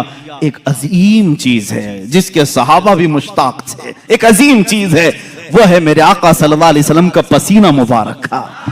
اللہ اللہ واللہ جو مل جائے میرے گل کا پسینہ. یہ امام عشق و محبت. کہاں کہاں میں ان کو چھوڑوں, اپنی تقریر آگے بڑھتی نہیں. بریلی کو چھوڑے بغیر جہاں جہاں جائیں سہارا لینا ہی ہے. اعلیٰ حضرت فاضل بریلوی کو کسی نے ایک گلاب تحفے میں پیش کیا تھا. یہ لیجئے گلاب بہت اچھا ہے, آپ بھی گلاب تحفے میں لیتے دیتے ہوں گے, مگر عاشق رسول کا جذبہ کیا ہوتا ہے. گلاب کو دیکھا اور کہا صبح کھلتا ہے شام میں مرجھا جاتا ہے. میں تو اس گلاب سے محبت کرتا ہوں جو کھلا ہے تو کبھی مرجھاتا نہیں. اور پھر ان کی شان میں پھول پر ہی ایک نعت لکھ دی. سر تاب قدم ہے تنے سلطان زمن پھول, لب پھول دہن پھول زخن پھول بدن پھول. واللہ جو مل جائے میرے گل کا پسینہ, مانگے نہ کبھی عطر نہ پھر چاہے دلہن پھول. کیا بات رضا اس چمنستان کرم کی, زہرا ہے کلی جس میں حسین اور حسن پھول. یہ رسول کریم صلی اللہ تعالی علیہ وسلم کی بارگاہ ناز میں ایک صحابی آئیں, ام سلیم رضی اللہ تعالیٰ عنہ, حضرت انس کی ماں. یہ کہتی ہیں حضور اکرم صلی اللہ تعالی علیہ وسلم میرے گھر دوپہر کے وقت آرام کرنے کے لیے اکثر آیا کرتے تھے. گرمیوں کے دن ہوتے, چمڑے کا بستر ہوتا, میں بچھا کر دیتی. اللہ کے نبی صلی اللہ تعالی علیہ وسلم کی ایک اور خوبصورتی یہ نہیں بتایا تھا میں. صحابہ کہتے ہیں حضور پر جب پسینہ آتا تو ایسا لگتا کہ چہرے پر تارے چمک رہے ہوں, سب میں روشنی ہوتی. چہرے ناز پر جب بھی پسینے کے قطرات ہوتے تاروں سے زیادہ اس میں چمک پھوٹتی تھی. اور صحابہ انتظار کرتے کہ یہ قطرہ اب گرے تب گرے, کس کے ہاتھ میں آئے کس کے دامن میں جائے, وہ انتظار کرتے. حضرت ام سلیم کہتی ہیں مجھے موقع مل جاتا دوپہر کے وقت جب حضور آرام کرتے, اگر گرمی کی وجہ سے پیشانی سے پسینے کے قطرات ٹپکتے, میں اس کو ایک شیشی میں جمع کر لیتی تھی. سب کو جمع کرتی, صحابہ جمع کرتے ہیں پسینے مبارکہ کو. حضور ایک دن بیدار ہو گئے, ام سلیم کو دیکھا, کہا یہ کیا کر رہی ہو, کیوں جمع کر رہی ہو. ام سلیم کہتی ہیں مدینے میں جب بھی کسی کی شادی ہو ہم دلہنوں کو یہ لگاتے ہیں, دلہنوں کو یہ لگاتے ہیں. اللہ اللہ. اب احادیث کی روشنی میں آپ کو بتاؤں, جن دلہنوں کو یہ خوشبو لگائی گئی تھی, اللہ اکبر, تاریخ بتاتی ہے ان کی 7 پشتوں تک اولاد میں خوشبو آتی تھی, ان کی اولاد میں خوشبو آتی تھی. جس نے پسینے مبارکہ کو اپنے جسم پر ملا, وہ جہاں کھڑا ہوتا تھا وہ خوشبو سب کو سنگائی, یعنی سمجھ میں بھی آتی تھی, احساس میں آتی تھی. عزیزان گرامی وقار, پسینے مبارکہ کا یہ حال ہے کہ صحابہ کہتے ہیں ہم ایک ایک قطرے کے لیے ترستے تھے. اور اتنا ہی نہیں, حضور اکرم صلی اللہ تعالی علیہ وسلم اگر وضو کر کے کلی فرماتے, صحابہ وہ کلی بھی نیچے گرنے نہیں دیتے. حالانکہ میں اور آپ وضو کریں ہمارے جسم سے نکلا ہوا پانی نجس ہو جائے گا, لیکن رسول پاک. یہ عروہ بن مسعود ثقفی ایک قاصد بن کر کے ایران کے بادشاہ کا یہ آیا, اور ایرانی بادشاہوں نے کہا تھا کہ جاؤ دیکھ کر کے آؤ محمد نے کیسی فوج جمع کی. وہ آ کر کے اس وقت دیکھ رہا تھا جب صحابہ اکرام مغرب کی نماز کے لیے دوڑے دوڑے جا رہے تھے, اذان ہو رہی تھی, حضور وضو کر رہے تھے, سب ارد گرد جمع ہیں. وہ بھیڑ کو ہٹاتے ہوئے قریب آیا. کون؟ قاصد, ایران کے بادشاہ کا قاصد. کہ ہو کیا رہا ہے میں دیکھوں. صحابہ کی بہت ساری طاقت قوت مال سب دیکھ لیا, یہاں بھیڑ کس بات کی ہے. دیکھا کہ حضور وضو کر رہے ہیں, وضو کر رہے ہیں, اور وہ اپنا پانی کلی کا منہ میں لیتے ہیں اور کلی کرتے ہیں. صحابہ اپنے دامن پھیلا لیتے ہیں, کوئی اپنا چلو پکڑ لیتے ہیں, اور جیسے ہی وہ پانی مل جائے فوراً اپنے چہرے پر لگا لیتے ہیں, کوئی اپنے پیٹ پر لگا لیتے ہیں. وہ عروہ بن مسعود ثقفی کہتا ہے کہ میں نے یہ بہت دیر تک منظر دیکھا, ایک قطرہ بھی وضو کا ان کے غسالے کا زمین پر گرنے نہیں دیا. صحابہ نے واپس پلٹ کر کے ایران کے بادشاہ سے کہا, عروہ بن مسعود ثقفی نے, اے بادشاہ اعظم, اس محمد سے اور اس کے دیوانوں سے لڑنے کا ارادہ چھوڑ دو. کہا بہت بڑی فوج ہے, بہت سامان جمع کیا. کہا نہیں, بہت بڑی فوج نہیں, بہت سامان نہیں, لیکن ایسے دیوانے جمع کیے ہیں کہ میں نے قیصر و کسریٰ کی یہاں بھی یہ ادب و احترام نہیں دیکھا. کہا کیا ہے؟ کہا ارے وہ دیوانے اس کے کلی کے ایک قطرے کو زمین پر گرنے نہیں دیتے, وہ کب ان کے خون کے قطرے کو زمین پر آنے دیں گے. وہ اپنا سب کچھ لٹا دیں گے لیکن ان کے خون کا ایک قطرہ بھی زمین پر گرنے نہیں دیں گے. طاقت و قوت کے بادشاہ بھی لرز جاتے تھے عشق صحابہ کو دیکھ کر کے. ہونا تو یہی چاہیے تھا. آج بھی اے نوجوانوں, تمہارا جذبہ عشق رسول, جذبہ محبت رسول دیکھ کر دنیا تھرا جائے کہ ان کو نہ چھیڑو, کہ یہ محمد عربی صلی اللہ تعالی علیہ وسلم کے لیے اپنی جان بھی دے سکتے ہیں. الحمدللہ آج بھی غازیان اسلام ہیں, موجود ہیں. جس نے گستاخی کی انہوں نے دنیا نہیں دیکھا, اس کا سر تن سے جدا کر دیا اور اپنے آپ کو زندان کے حوالے کر دیا یا پھانسی کے حوالے کر دیا. لیکن جب بھی کسی عاشق رسول کو پھانسی ہوئی ہے وہ ڈرا سہما نہیں, پھندوں کو چومتے ہوئے جاتا ہے. اس لیے کہ ہمارا عقیدہ ہے کہ جو عشق مصطفیٰ میں پھانسی کی سزا پر بھی چڑھ جائے, عزیزان گرامی, اس کی سزا سخت نہیں ہوتی. ادھر پھانسی کا پھندا لگا ہوگا, سامنے جمال مصطفیٰ دیکھ رہا ہوگا. احمد بن حنبل اس کے سچے گواہ ہیں. امام احمد بن حنبل کوڑے مارے جا رہے تھے, تہبند کھلی جا رہی تھی, آپ کو رونا آ گیا. جلاد کوڑے مار رہا تھا, آپ کی لنگی کھل رہی تھی. اچانک دیکھا غیب سے دو ہاتھ آئے, لنگی کو تھام لیے اور ان کے تہبند کو باندھ دیا. جلاد کوڑے مارنے کا چھوڑ دیا, رک گیا. اس نے دیکھا کہ کچھ تو ہوا ہے. اب امام احمد بن حنبل کہتے ہیں جو تھوڑی دیر پہلے رو رہے تھے, کہا اب مارو اور کوڑے لگاؤ اور مزے سے. کہا تمہیں درد نہیں ہوتا؟ کہا اب درد کس بات کا, جس کے لیے کوڑے کھا رہا تھا اس کا جمال سامنے موجود ہے. اسی لیے بریلی کا امام پھر کہتا ہے یا رسول اللہ, پھر کے گلی گلی تباہ, ٹھوکریں سب کی کھائی کیوں, دل کو جو عقل دے خدا تیری گلی سے جائے کیوں. جان ہے عشق مصطفیٰ روز فضوں کرے خدا, جس کو ہو درد کا مزہ ناز دوا اٹھائے کیوں. جس کو ہو درد کا مزہ, میں کہتا ہوں درد میں جسے مزہ آتا ہو وہ دوا کے چکر میں کیوں پڑا رہے, وہ علاج کے چکر میں کیوں پڑا رہے. جس کو ہو درد کا مزہ ناز دوا اٹھائے کیوں.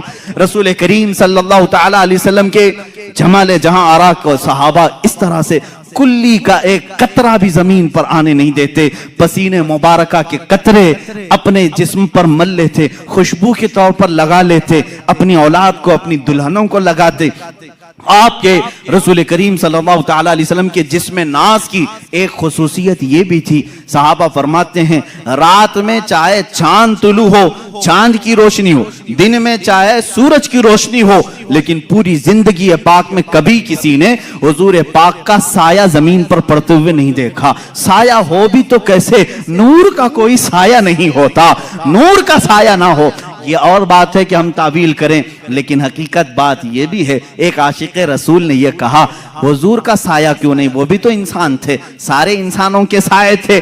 اللہ اللہ, رب تبارک و تعالیٰ اپنے حبیب سے یہ محبت کا انداز دیکھیں, اس لیے سایہ نہیں بنایا کہ کبھی اس سائے پر کسی دوسرے کا قدم نہ پڑ سکے, کسی دوسرے کا قدم اس سائے پر نہ آ سکے. میرے آپ کے کسی کے سائے پر ہو سکتا ہے لوگوں کے قدم پڑ جائیں, مولا کو یہ بھی گوارا نہیں کہ سائے مصطفیٰ پر بھی کسی کا قدم پڑے, اس لیے میرے مصطفیٰ کا سایہ نہیں. آپ کی خصوصیات میں یہ بھی ہے, کبھی پوری زندگی پاک میں آپ کے جسم پاک پر مکھی نہیں بیٹھی, کبھی مچھر نہیں آیا, کبھی آپ کے سر میں جو نہیں آئی. وہ بھی کیسے, میل کچیل سے یہ سب آتے ہیں, اور نور میں نہ میل ہوتا ہے نہ کچیل ہوتا ہے. جو کہاں سے آئے گی, جو اپنی غذا کھانے کے لیے, کچرا کھانے کے لیے آتی ہے. کچرا جہاں اس کا تصور بھی نہ ہو وہاں یہ چیزیں نہیں. کبھی آپ کو حضور اکرم صلی اللہ تعالی علیہ وسلم کو آپ کے جسم پاک پر مچھر کے بیٹھتے ہوئے نہیں دیکھا, اور مکھی کو بیٹھتے ہوئے نہیں دیکھا, کسی نے نہیں. اور کبھی آپ کے قریب نہ مچھر آتا نہ مکھی آتی. اب یہ تمام خصوصیات میرے آقا صلی اللہ تعالی علیہ وسلم کی, ذرا یہ بھی دیکھ لیں آپ کے لعاب پاک کا اثر کیا تھا. حضور پاک صلی اللہ تعالی علیہ وسلم, جس کو ہم تھوک کہیں, ہم اور آپ تھوکیں تو یہ تھوک ہے. حضور پاک صلی اللہ تعالی علیہ وسلم کے تھوک شریف کو ہم ادب سے لعاب پاک کہتے ہیں. اور یہ عام نہیں تھا, بلکہ میں نے اس کی تاثیر کل کے معجزات میں بھی بیان کی تھی. جس کھانے میں یہ پڑھا وہ 1500 کو کھانا کھلا دیا, لیکن کھانا ختم نہیں ہوا. لیکن 2 جگہوں پر بڑی تاثیر نظر آتی ہے۔ جب ہجرت کی رات تھی، صدیق اکبر غار میں تھے اور سانپ آ کر کے آپ کے پیر پر ڈس لیا تھا۔ وہ جو دیدار کے اشتیاق میں سانپ چلا تو گیا لیکن زہر اتنا چڑھ گیا تھا کہ ران تک پیلا پنا گیا تھا۔ صدیق اکبر نے اپنا پیر حضور کو دکھایا، کہا سانپ ڈس چکا ہے۔ اللہ کے نبی صلی اللہ علیہ وسلم نے اپنا لعاب پاک نکالا، وہاں پر لگایا۔ کہتے ہیں حضرت ابوبکر پورا زہر اتر گیا، مجھے یہ پتا ہی نہیں تھا کہ اس پیر میں سانپ کاٹا تھا کہ اس پیر میں کاٹا تھا۔ وہ اس طرح سے شفا یابی ملی۔ ایک صاحب دوسرے صحابی کی بات بعد میں، لیکن خیبر کے موقع پر جو قلعہ خیبر فتح نہیں ہو رہا تھا، حضور پاک صلی اللہ علیہ وسلم نے رات کے وقت اعلان کیا، کل میں یہ جھنڈا ایسے شخص کو دوں گا جس کو اللہ بھی پسند کرتا ہے، اس کا رسول بھی پسند کرتا ہے، اور اسی کے ہاتھ اللہ نے فتح رکھی۔ صبح سارے صحابہ انتظار میں تھے کہ جھنڈا کس کو ملے۔ پورے مجمع میں سناٹا تھا۔ میرے آقا صلی اللہ علیہ وسلم نے حیدر کرار علی مرتضیٰ کو بلایا۔ کہاں ہے علی؟ لیکن علی مجمع میں نہیں تھے، بیمار تھے، آنکھیں آئی ہوئی تھیں، لال ہو گئی تھیں، آشوب چشم جس کو کہتے ہیں، آنکھیں بہنا، پانی آنا اور لال ہو جانا، یہ بیماری۔ حضرت علی کرم اللہ وجہہ الکریم بخار زدہ تھے، آشوب چشم میں تھے۔ حضور سے کہا گیا تو حضور نے فرمایا بلاؤ ان کو۔ وہ آئے، بیماری کے حالت میں ہی اللہ کے نبی صلی اللہ تعالی علیہ وسلم نے اپنا لعاب پاک ان کی آنکھوں میں لگایا، اور پھر حضرت علی فرماتے ہیں نہ میرے جسم میں بخار تھا نہ آنکھوں میں سرخی تھی، اور اسی حالت میں حضرت علی کرم اللہ وجہہ الکریم علم اپنے ہاتھ میں لیے، اور دنیا نے پھر تاریخ نے یہ دیکھا ہے وہ فاتح خیبر شکن جو حیدر کرار ہیں، یہودیوں کا قلعہ انہی کے ہاتھوں سے ٹوٹا، اور ہمیشہ کے لیے طاغوتی قوت کو انہوں نے دھول چٹا کر کے رکھا۔ ایک بیمار علی کو لعاب مصطفیٰ طاقت بخش رہا ہے، صدیق اکبر کو سانپ کا زہر ہے، وہاں لعاب پاک شفا بخش رہا ہے۔ ایک صحابی حضرت ابو دجانہ ابو قتادہ رضی اللہ تعالیٰ، ان کی آنکھ کی پتلی باہر آ گئی تھی، تیر اندر چلا گیا تھا، وہ آنکھ کی پتلی لے کر کے حضور کے پاس آئے، حضور نے وہ آنکھ کا ڈھیلا اندر کیا، وہاں بھی لعاب پاک لگایا۔ ایک دوا ہے، کتنی بیماریاں ہیں، ایک دوا ہے، ایک دوا ہے۔ اس شفا خانے میں ہر مریض آئے لعاب پاک لگائے، اور ہر بیماری میں یہ اثر بھی دکھائے۔ حضور پاک صلی اللہ تعالی علیہ وسلم نے لعاب پاک لگایا۔ حضرت ابو قتادہ کہتے ہیں پوری زندگی بھر کبھی مجھے آنکھوں میں ہلکی سی بھی روشنی میں کمی نہیں آئی، میں بڑھاپے میں بھی ویسے ہی دیکھتا تھا جیسے جوانی میں دیکھتا تھا۔ لعاب پاک کی یہ تاثیر ہے۔ اے عزیزو کیا کیا بیان کروں، حیران ہوں میرے شاہ میں کیا کیا کہوں تجھے، لیکن رضا نے ختم سخن اس پہ کر دیا، خالق کا بندہ خلق کا آقا کہوں تجھے۔ اب یہاں مجھے ان لوگوں کی خبر لینی چاہیے جو اپنے آپ کو رسول کے برابر سمجھتے ہیں۔ ارے تم پیدا کب ہوئے، آج بڑے کیسے ہوئے، تمہاری زندگی کی سیرت، تمہارا حلیہ سب کو بتاؤ، لوگ کراہت سے بھاگ جائیں گے۔ تم اگر کسی کو پسینہ سنگھاؤ بیوی چھوڑ کر بھاگ جائے، اور تم اپنا لعاب تھوک کہیں ڈالو تو کھانا بے برکت ہو جائے، بلکہ میں کہوں جو کھا لے اس کو زہر چڑھ جائے، اور تم کہتے ہو رسول پاک امتی کے برابر ہو سکتے ہیں۔ نادانو، حضور سے برابری کرنے کی بات کرتے ہو تو ذرا اپنے جسم کو دکھاؤ، کیا تمہارے جسموں پر مکھی اور مچھر نہیں بیٹھتے؟ مچھر دانی لگاتے ہو پھر بھی گھس کر آتے ہیں اور کاٹتے بھی ہیں، اور تم جسم ناز رسول کی برابری کی بات کرتے ہو۔ رسول کریم صلی اللہ تعالی علیہ وسلم کے ہر عضو کو کمال تک اللہ نے پہنچایا ہے، تم تو پورے جسم ناز کی بات تو چھوڑو، میرے آقا کے ناخن پاک کے کٹے ہوئے ایک ٹکڑے کی برابری پوری امت نہیں کر سکتی۔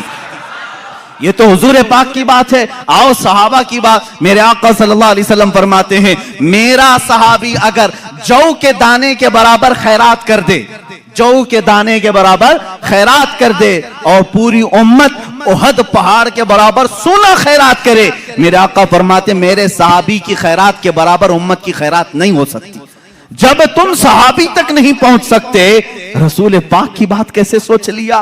میرے آقا صلی اللہ تعالیٰ، یہ باتیں ہیں اس لیے مجھے آج کہنی پڑ رہی، اور کہی ہوئی نہیں، کتابوں میں لکھی ہوئی بھی ہیں۔ ذرا دل پر ہاتھ رکھ کر کے سوچو، کیا کبھی امتی عمل کرتے کرتے نبی تک پہنچ سکتا ہے؟ لوگوں نے لکھا ہے، کتابوں میں موجود ہے، امتی عمل کرتے کرتے نبی کے برابر ہو سکتا، کیسے ہو سکتا ہے؟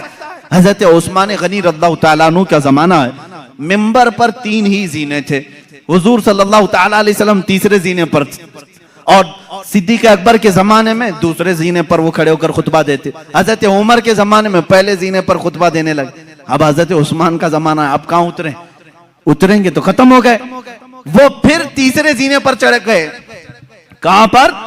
تیسرے پر۔ لوگوں نے بعد میں خطبہ دینے کے بعد حضرت عثمان سے پوچھا صحابی رسول کا عقیدہ کیا ہے، صحابہ میں بھی عقیدہ کیا چلتا تھا اس زمانے میں، سنو۔ صحابہ نے پوچھا، حضور صلی اللہ تعالیٰ علیہ وسلم کے بعد حضرت ابوبکر دوسرے پر کھڑے ہو کر خطبہ دیتے تھے، حضرت عمر نیچے پہلے والے زینے پر کھڑے ہو کر خطبہ دیتے تھے، اب آپ کے زمانے میں آپ پھر تیسرے پر کھڑے ہو گئے۔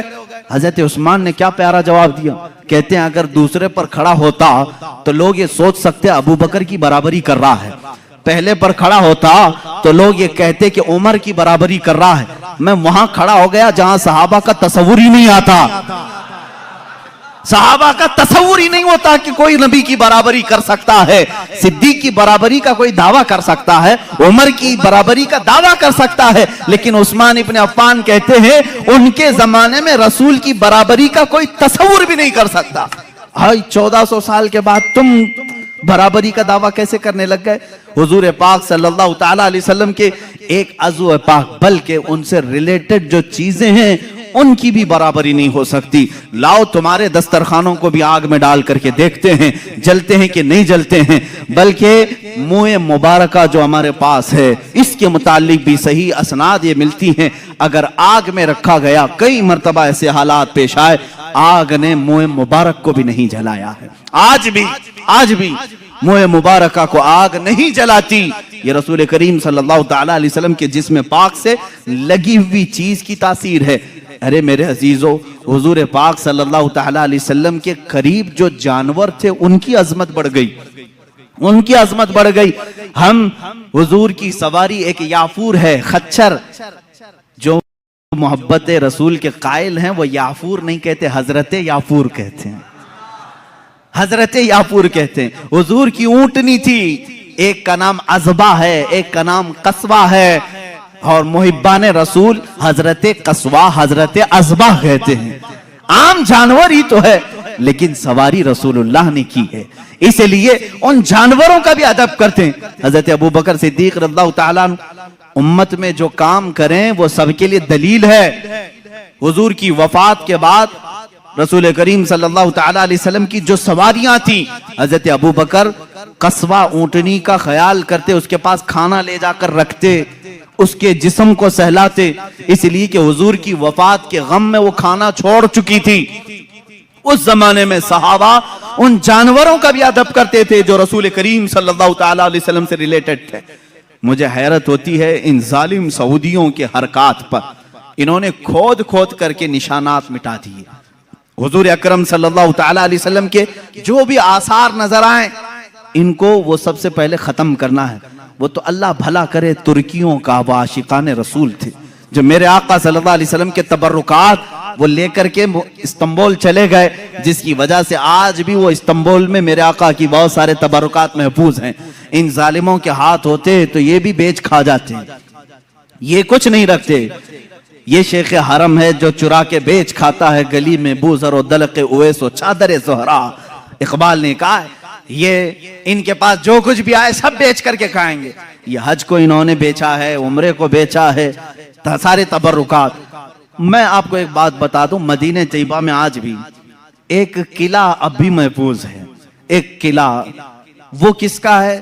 ایک یہودی کعب بن اشرف کا، جس کو حضور صلی اللہ تعالیٰ علیہ وسلم نے قتل کرنے کا حکم دیا تھا۔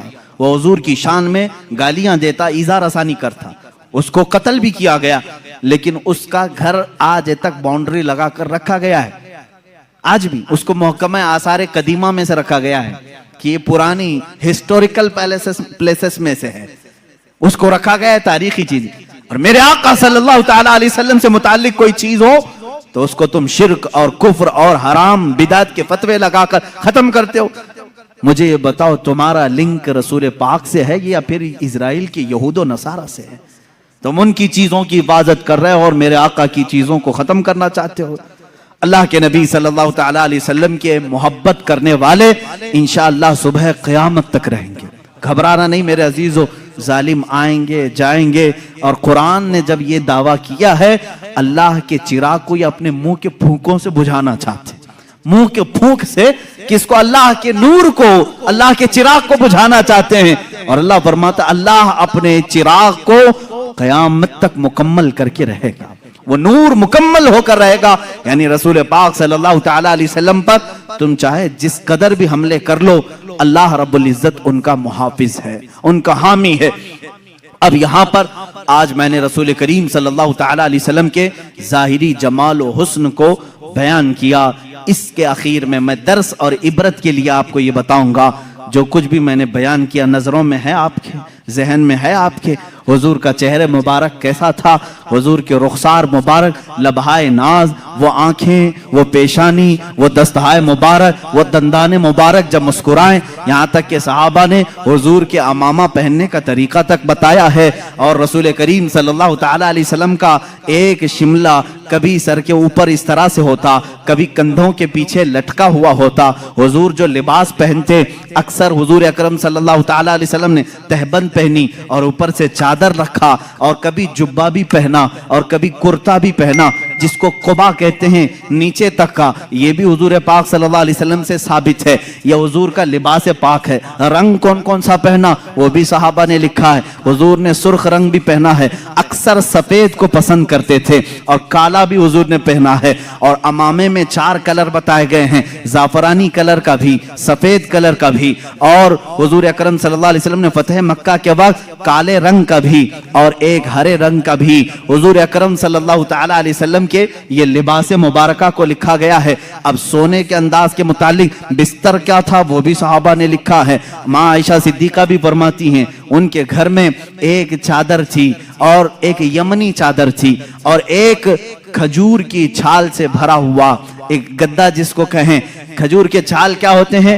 درخت کے جو پھڑ نکلتے ہیں اس کو بھر دیا جاتا تھا. اور کبھی رسیوں سے بنایا ہوا جیسے کھاٹ ہوتی ہے اس طرح کی. حضور صلی اللہ تعالیٰ علیہ وسلم جب سو کر اٹھتے تھے آپ کے جسم پاک پر وہ رسیوں کے نشان ہوتے تھے. تکیہ آپ اپنے ہاتھ کا ہی اکثر استعمال فرماتے.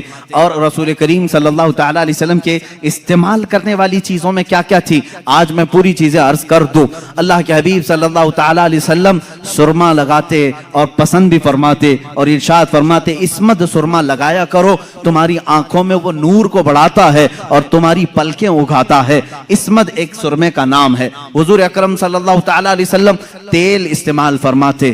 تیل اپنے سر پر بھی، اپنی داڑھی مبارک، اپنی مونچھ پر، اپنی بھووں کو حضور اکرم صلی اللہ تعالیٰ علیہ وسلم سونے سے پہلے استعمال فرماتے. یہ حضور کے آداب ہیں، حضور کی سنتیں ہیں. اب کھانے میں کیا پسند فرماتے؟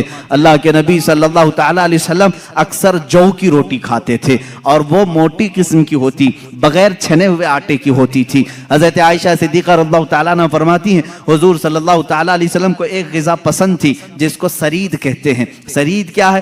گوشت کا سالن روٹی کے اوپر ڈال دیا جاتا تھا اور روٹی کو چور کر کے جیسے کھچڑی بنتی ہے، یہ سرید میرے آقا کو بہت پسند تھی. اور حضور صلی اللہ تعالیٰ علیہ وسلم سبزیوں میں لوکی شریف بہت پسند کرتے تھے. یعنی جو لمبا کدو ہوتا ہے، گول والا نہیں، لمبا والا کدو، یہ حضور اکرم صلی اللہ تعالیٰ علیہ وسلم کو بہت پسند تھا. یہاں تک کہ حضرت ام سلمہ فرماتی ہیں جب سالن کے کھٹورے میں کدو کے ٹکڑے ہوتے حضور ایک ایک ٹکڑا چن چن کر کے اپنے برتن میں لیتے تھے.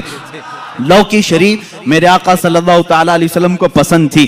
لیکن حضرت عائشہ یہ بھی فرماتی ہیں زندگی بھر میں نے حضور صلی اللہ علیہ وسلم کے دسترخوان پر کبھی 2 سالن جمع ہوتے ہوئے نہیں دیکھا، کبھی 2 سالن نہیں آئے. اکثر تو ایسا ہوتا کہ کھجوروں پر حضور اکرم صلی اللہ تعالیٰ علیہ وسلم گزارا کرتے. ایک حیث نام کی غذا ہے، اور بھی غذائیں ہیں میں تفصیل میں نہیں جا رہا ہوں. حیث نام کی غذا، گھی اور شہد، گھی اور کھجور کو ملا کر کے گرم کیا جائے، گھٹلیاں نکال کر کے، یہ بھی حضور اکرم صلی اللہ علیہ وسلم کی پسندیدہ غذا تھی. حضور اس کو پسند فرمایا کرتے تھے. کھانے کی یہ چیزیں ہیں. پہننے کی یہ چیزیں ہیں، آرام کرنے کے انداز یہ ہیں۔ اللہ کے حبیب صلی اللہ تعالیٰ علیہ وسلم کپڑے کب کب بدلتے تھے، کب کب آپ غسل فرماتے تھے، یہ بھی لکھا ہوا ہے کتابوں میں۔ رسول کریم صلی اللہ تعالیٰ علیہ وسلم ہر دوسرے دن غسل بھی فرمایا کرتے، اور لباس ہفتے میں 2 یا 3 مرتبہ، اور جب کبھی کوئی وفد یا کوئی قبیلہ ملاقات کے لیے آئے، آپ کے جسم پاک پر نہایت ہی اچھی قیمت والا جبہ ہوتا تھا لوگوں سے ملاقات کرنے کے لیے، اور آپ کا امامہ مبارکہ نہایت ہی عظیم لگتا، ایسے کہ اچانک کوئی دیکھ لے تو اس پر رعب طاری ہو جائے، اور جو ہمیشہ ملنے والا دیکھتا تو آنکھیں پلکانا جھپکانا بھول جائے۔ حضور پاک صلی اللہ تعالیٰ علیہ وسلم جب اس سفید رنگت پر کالے رنگ کا امامہ شریف پہنتے تھے تو صحابہ کہتے ہیں ایسا لگتا کہ دن کے اجالے میں رات چھا گئی ہو۔ یہ رسول کریم صلی اللہ تعالیٰ علیہ وسلم اپنے ہاتھ میں عصا مبارکہ بھی استعمال فرماتے رہے، عصا حضور اکرم صلی اللہ علیہ وسلم لے کر چلتے بھی تھے۔ صحابہ نے یہ بھی بتایا حضور کے چلنے کا انداز کیسا تھا۔ حضور اکرم صلی اللہ تعالیٰ علیہ وسلم لمبی قامت کے تھے، بہت زیادہ لمبے بھی نہیں، بہت زیادہ پست بھی نہیں، لیکن درمیان میں سارے مجمع میں آپ نظر آتے، لیکن جب چلتے تھے تو ایسا لگتا جیسے اونچائی سے نیچے کوئی اتر رہا ہو، یعنی تھوڑا جھک کر کے، کہ سر اٹھا کر کے، گھمنڈ اور غرور سے نہیں، بلکہ اپنا سر مبارک جھکا کر کے، اور آنکھیں نیچے ہی ہوتی تھی۔ اسی لیے امام اہل سنت فاضل بریلوی رحمۃ اللہ تعالی علیہ نے فرمایا ہے، نیچی نظروں کی شرم و حیا پر درود، اونچی بینی کی رفعت پہ لاکھوں سلام۔ حضور نیچے نگاہیں رکھ کر کے چلتے تھے۔ یہ ساری چیزیں جس نے اپنی آنکھوں میں بسا لیا، میرے آقا کا حلیہ میں نے تمہیں دکھا دیا۔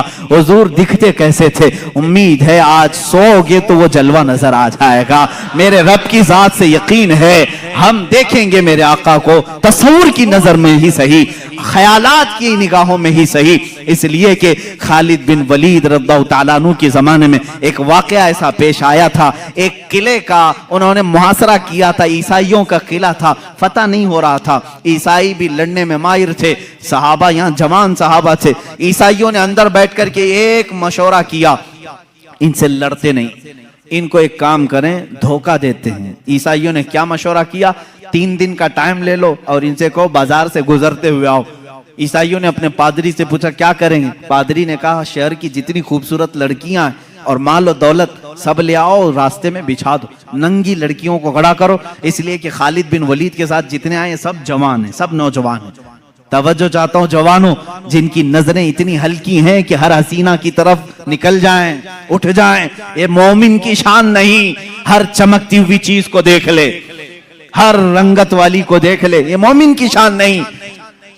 اب خالد بن ولید کی جو فوج تھی، ان کا جو لشکر تھا وہ جوانوں سے بھرا تھا۔ عیسائیوں نے غلیظ منصوبہ بنایا، ناپاک منصوبہ، آج بھی یہی بنا رہے ہیں ہمارے ساتھ، آج بھی بنا رہے ہیں ہمارے جوانوں کو اپنے دام فریب میں کھینچنے کے لیے۔ خالد بن ولید کو عیسائی نے بلایا، کہا ہم تم سے لڑنا نہیں چاہتے، ہماری ایک شرط ہے، 3 دن کے بعد اپنے ساتھیوں کو لے کر کے فلاں بازار سے تم اس قلعے تک آ جاؤ، صحیح سلامت پہنچ گئے تو ہم قلعے کی چابیاں یوں ہی تمہیں دے دیں گے، لڑیں گے نہیں۔ خالد بن ولید منظور کر لیتے ہیں، گئے 3 دن تک آپ سوچتے رہے اتنی جلدی ہار کیوں مان لیا ہے؟ ہار کیسے مان گئے؟ کچھ تو دال میں کھالا ہے۔ اس کے بعد 3 دن گزر گئے، اپنی فوج کو لے کر وہ جیسی بازار میں آئے، حسیناؤں پر نظر پڑ گئی، آدھے لباس میں، کچھ ننگے لباس، نیچے مال و دولت بچھایا ہوا ہے۔ یہی 2 چیزیں تو جوان کو خریدتی ہیں، ایک شباب ہے، ایک دولت ہے، حسن و شباب۔ اس کا دل دادا ہے یا دولت کا دل دادا ہے؟ جوان انہی 2 چیزوں کے پیچھے اپنا سارا تقوی ختم کرتا ہے، ایمان بیچ ڈالتا ہے۔ لیکن وہ خالد بن ولید کے جو جوان تھے رک گئے، جہاں تھے وہیں قدم رک گئے۔ حضرت خالد بن ولید نے پلٹ کر کے کہا، اے جوانوں آج تمہارے امتحان کا دن ہے۔ جہاد کے میدان میں نہیں کہا امتحان کا دن، کہا یہاں امتحان کا دن ہے۔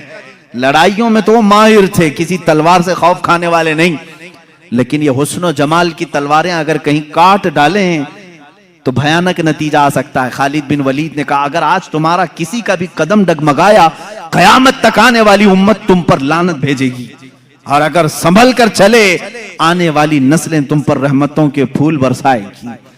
پوچھا ان جوانوں نے ہمیں کیا کرنا چاہیے؟ خالد بن ولید نے کہا کچھ بھی مت کرو، اپنے نبی کی سنت پر عمل کرو۔ کہا کون سی سنت پر؟ کہا کیا تم نہیں جانتے میرے مصطفیٰ صلی اللہ علیہ وسلم جب بازار میں چلتے تھے تو اپنی نظریں نیچی کر کے چلتے تھے، بس اس سنت پر عمل کر کے چلو، ادھر ادھر نظر نہیں کرنا۔ بازار میں گزرنے کی یہ سنت ہے جوانوں، ہر ایک کو تاکنا تاڑنا یہ مومن کی شان نہیں۔ اسی لیے میرے آقا نے فرمایا بازار میں سب سے پہلے منافق داخل ہوتا ہے اور سب سے آخر میں منافق آتا ہے، پورا وقت وہ بازار میں دیتا ہے، مومن تھوڑی دیر کے لیے جاتا ہے، اپنا کام کر کے واپس آ جاتا ہے۔ اور حضور نے منافق اور مومن کی دونوں شان بیان کی۔ منافق بازار میں سب سے پہلے جاتا ہے اور سب سے لاسٹ میں نکلتا ہے، اور اس کے اپوزٹ میں فرمایا مومن کہاں جاتا ہے؟ کہا مسجد میں مومن سب سے پہلے جاتا ہے اور سب سے لاسٹ میں نکلتا ہے، منافق یہاں لیٹ سے آتا ہے، جلدی بھاگتا ہے۔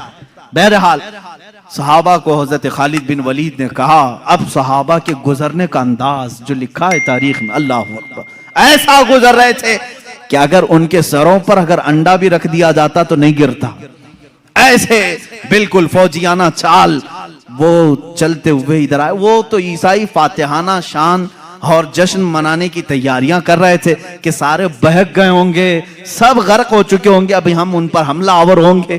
لیکن تھوڑی دیر میں یہ پوری فوج کو صحیح سلامت دیکھا، وعدے کے مطابق اس عیسائی پادری نے چابیاں تو دے دی۔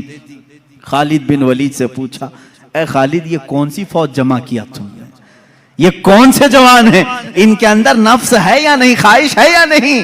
حضرت خالد بن ولید نے مسکرا کر ایک تاریخی جواب دیا تھا، کہا اے نادان، تو نے ان آنکھوں کو خریدنے کی کوشش کی جن آنکھوں میں جمال مصطفیٰ بسا ہوا ہے، پہلے سے حسن مصطفیٰ جن کی آنکھوں میں ہو، دنیا کا حسن انہیں دھوکہ نہیں دیتا۔ اے جوانوں، آج میں نے میرے آقا کا حسن اسی لیے بیان کیا، آنکھ بند ہو تو میرے نبی کی صورت تصور میں لے آؤ، صبح ہو تو میرے آقا کا تصور لے آؤ، بلکہ اپنی نمازوں میں بھی رسول پاک کا تصور لے آؤ، اور پھر سلام بھیجو میرے آقا کو۔ جب سلام کے لیے کھڑے رہو، ایسے نہیں کہ بدن کھجلاتے ہوئے، بلکہ ایسے کہ اسی حسین چہرے کے سامنے میں کھڑا ہوں، وہ امامہ مبارکہ میں میرے سامنے ہیں، وہ اپنا عصا لے کر میرے سامنے کھڑے ہیں، ان کا سفید جبہ ان کے جسم ناز پر ہے، ان کے رخساروں سے چھنتی ہوئی روشنی آ رہی ہے، ان کے دندان مبارکہ سے تاروں کی جھرمٹ کی روشنی آ رہی ہے۔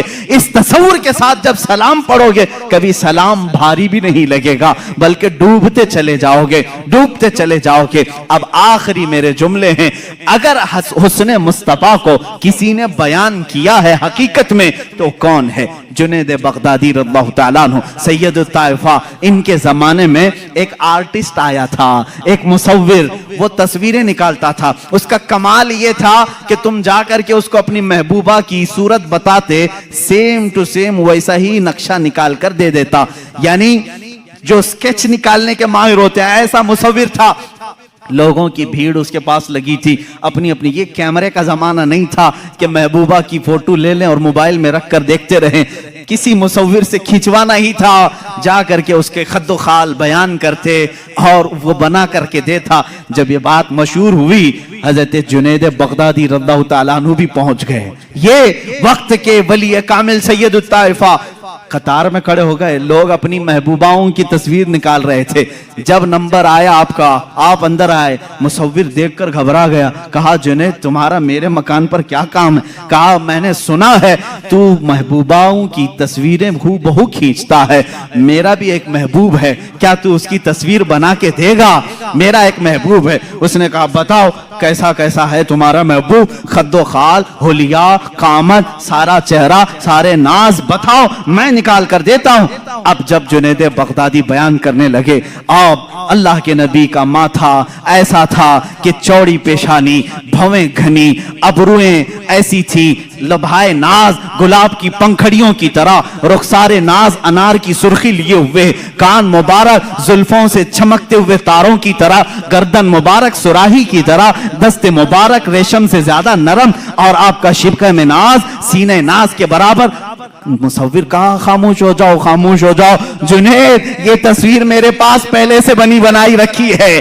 جنید نے کہا تو آرڈر لیتا ہے 8 دن بعد بنا کے دیتا ہے، میرے محبوب کی تصویر تیرے پاس پہلے سے کیسے ہے؟ کہا در حقیقت بات یہ ہے جس سے تم محبت کرتے اس سے میں بھی محبت کرتا ہوں، اس کی تصویر میرے پاس ہے۔ جنید بغدادی نے کہا اچھا لاؤ لاؤ تصویر ہم دونوں دیکھتے ہیں، دونوں سامنے دیکھتے ہیں۔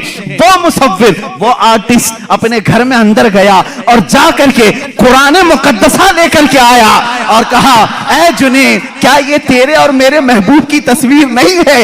اس سے بہتر تصویر کون بنا سکتا ہے؟ لو قرآن کھولو اور آنکھ پلٹو، رسول کا چہرہ دیکھنا ہو پڑھو والضحیٰ واللیل اذا سجا، جب رسول کی زلفیں پڑھنی ہو پڑھو واللیل اذا سجا واللیل اذا یغشا، جب رسول پاک کے ہاتھ مبارک کو بیان کیا ہے مولا نے، کہا وما رمیت اذ رمیت ولکن اللہ رما، رسول پاک کی آنکھوں کو بیان کیا مولا ما زاغ البصر وما طغى لقد رأى من آیات ربہ الکبریٰ، رسول پاک کے قدم ناز کو اللہ نے فرمایا ہے لا اقسم بہذا البلد وانت حل بہذا البلد، ارے تیرے رب نے تیرے حبیب کا سینہ بھی بیان کیا ہے، الم نشرح لک صدرک ووضعنا عنک وزرک، رسول پاک کے ہر عضو کو قرآن پاک میں بیان کیا ہے۔ اسی لیے شاعر نے نظمی نے کہا ہے، مارہرہ کے شاعر نے آغاز سے اخیر تک قرآن ہے نعت مصطفیٰ، محبوب کے بیان کا کیسا انوکھا ڈھنگ ہے، محبوب کے بیان کا کیسا انوکھا ڈھنگ ہے۔ یہ قرآن پاک سے بھی میں نے حسن مصطفیٰ بیان کیا ہے۔ میرے عزیزو آج کیا یہ موضوع سخن تھا، جمال مصطفیٰ، حسن مصطفیٰ، آقا کونین صلی اللہ تعالیٰ علیہ وسلم کا حلیہ مبارکہ۔ بات تو حقیقت یہ ہے جو امام اہل سنت نے فرمایا ہے کہ خدا نے ہے وہ مرتبے تجھ کو دیے، کوئی تجھ سا ہوا ہے نہ ہوگا شہا، تیرے خالق حسن و ادا کی قسم میرے آقا جیسا کوئی دوسرا ہو نہیں سکتا۔ اور حسان بن ثابت کا وہی شعر ہماری گفتگو کا خلاصہ ہے، یا رسول اللہ وَأَحْسَنُ مِنْكَ لَمْ تَرَ قَطُّ عَيْنِي وَأَجْمَلُ مِنْكَ لَمْ تَلِدِ النِّسَاءُ خُلِقْتَ مُبَرَّأً مِنْ كُلِّ عَيْبٍ كَأَنَّكَ قَدْ خُلِقْتَ كَمَا تَشَاءُ، یا رسول اللہ آپ سے زیادہ حسین میری آنکھوں نے دیکھا نہیں، بلکہ حقیقت یہ ہے میرے آقا آپ سے زیادہ جمیل کسی ماں نے جنا ہی نہیں، آپ ہر عیب سے پاک پیدا کیے گئے ہیں، ایسے جیسے کہ اللہ نے آپ کی مرضی کے مطابق پیدا کیا ہے۔ وآخر دعوانا ان الحمدللہ رب العالمین۔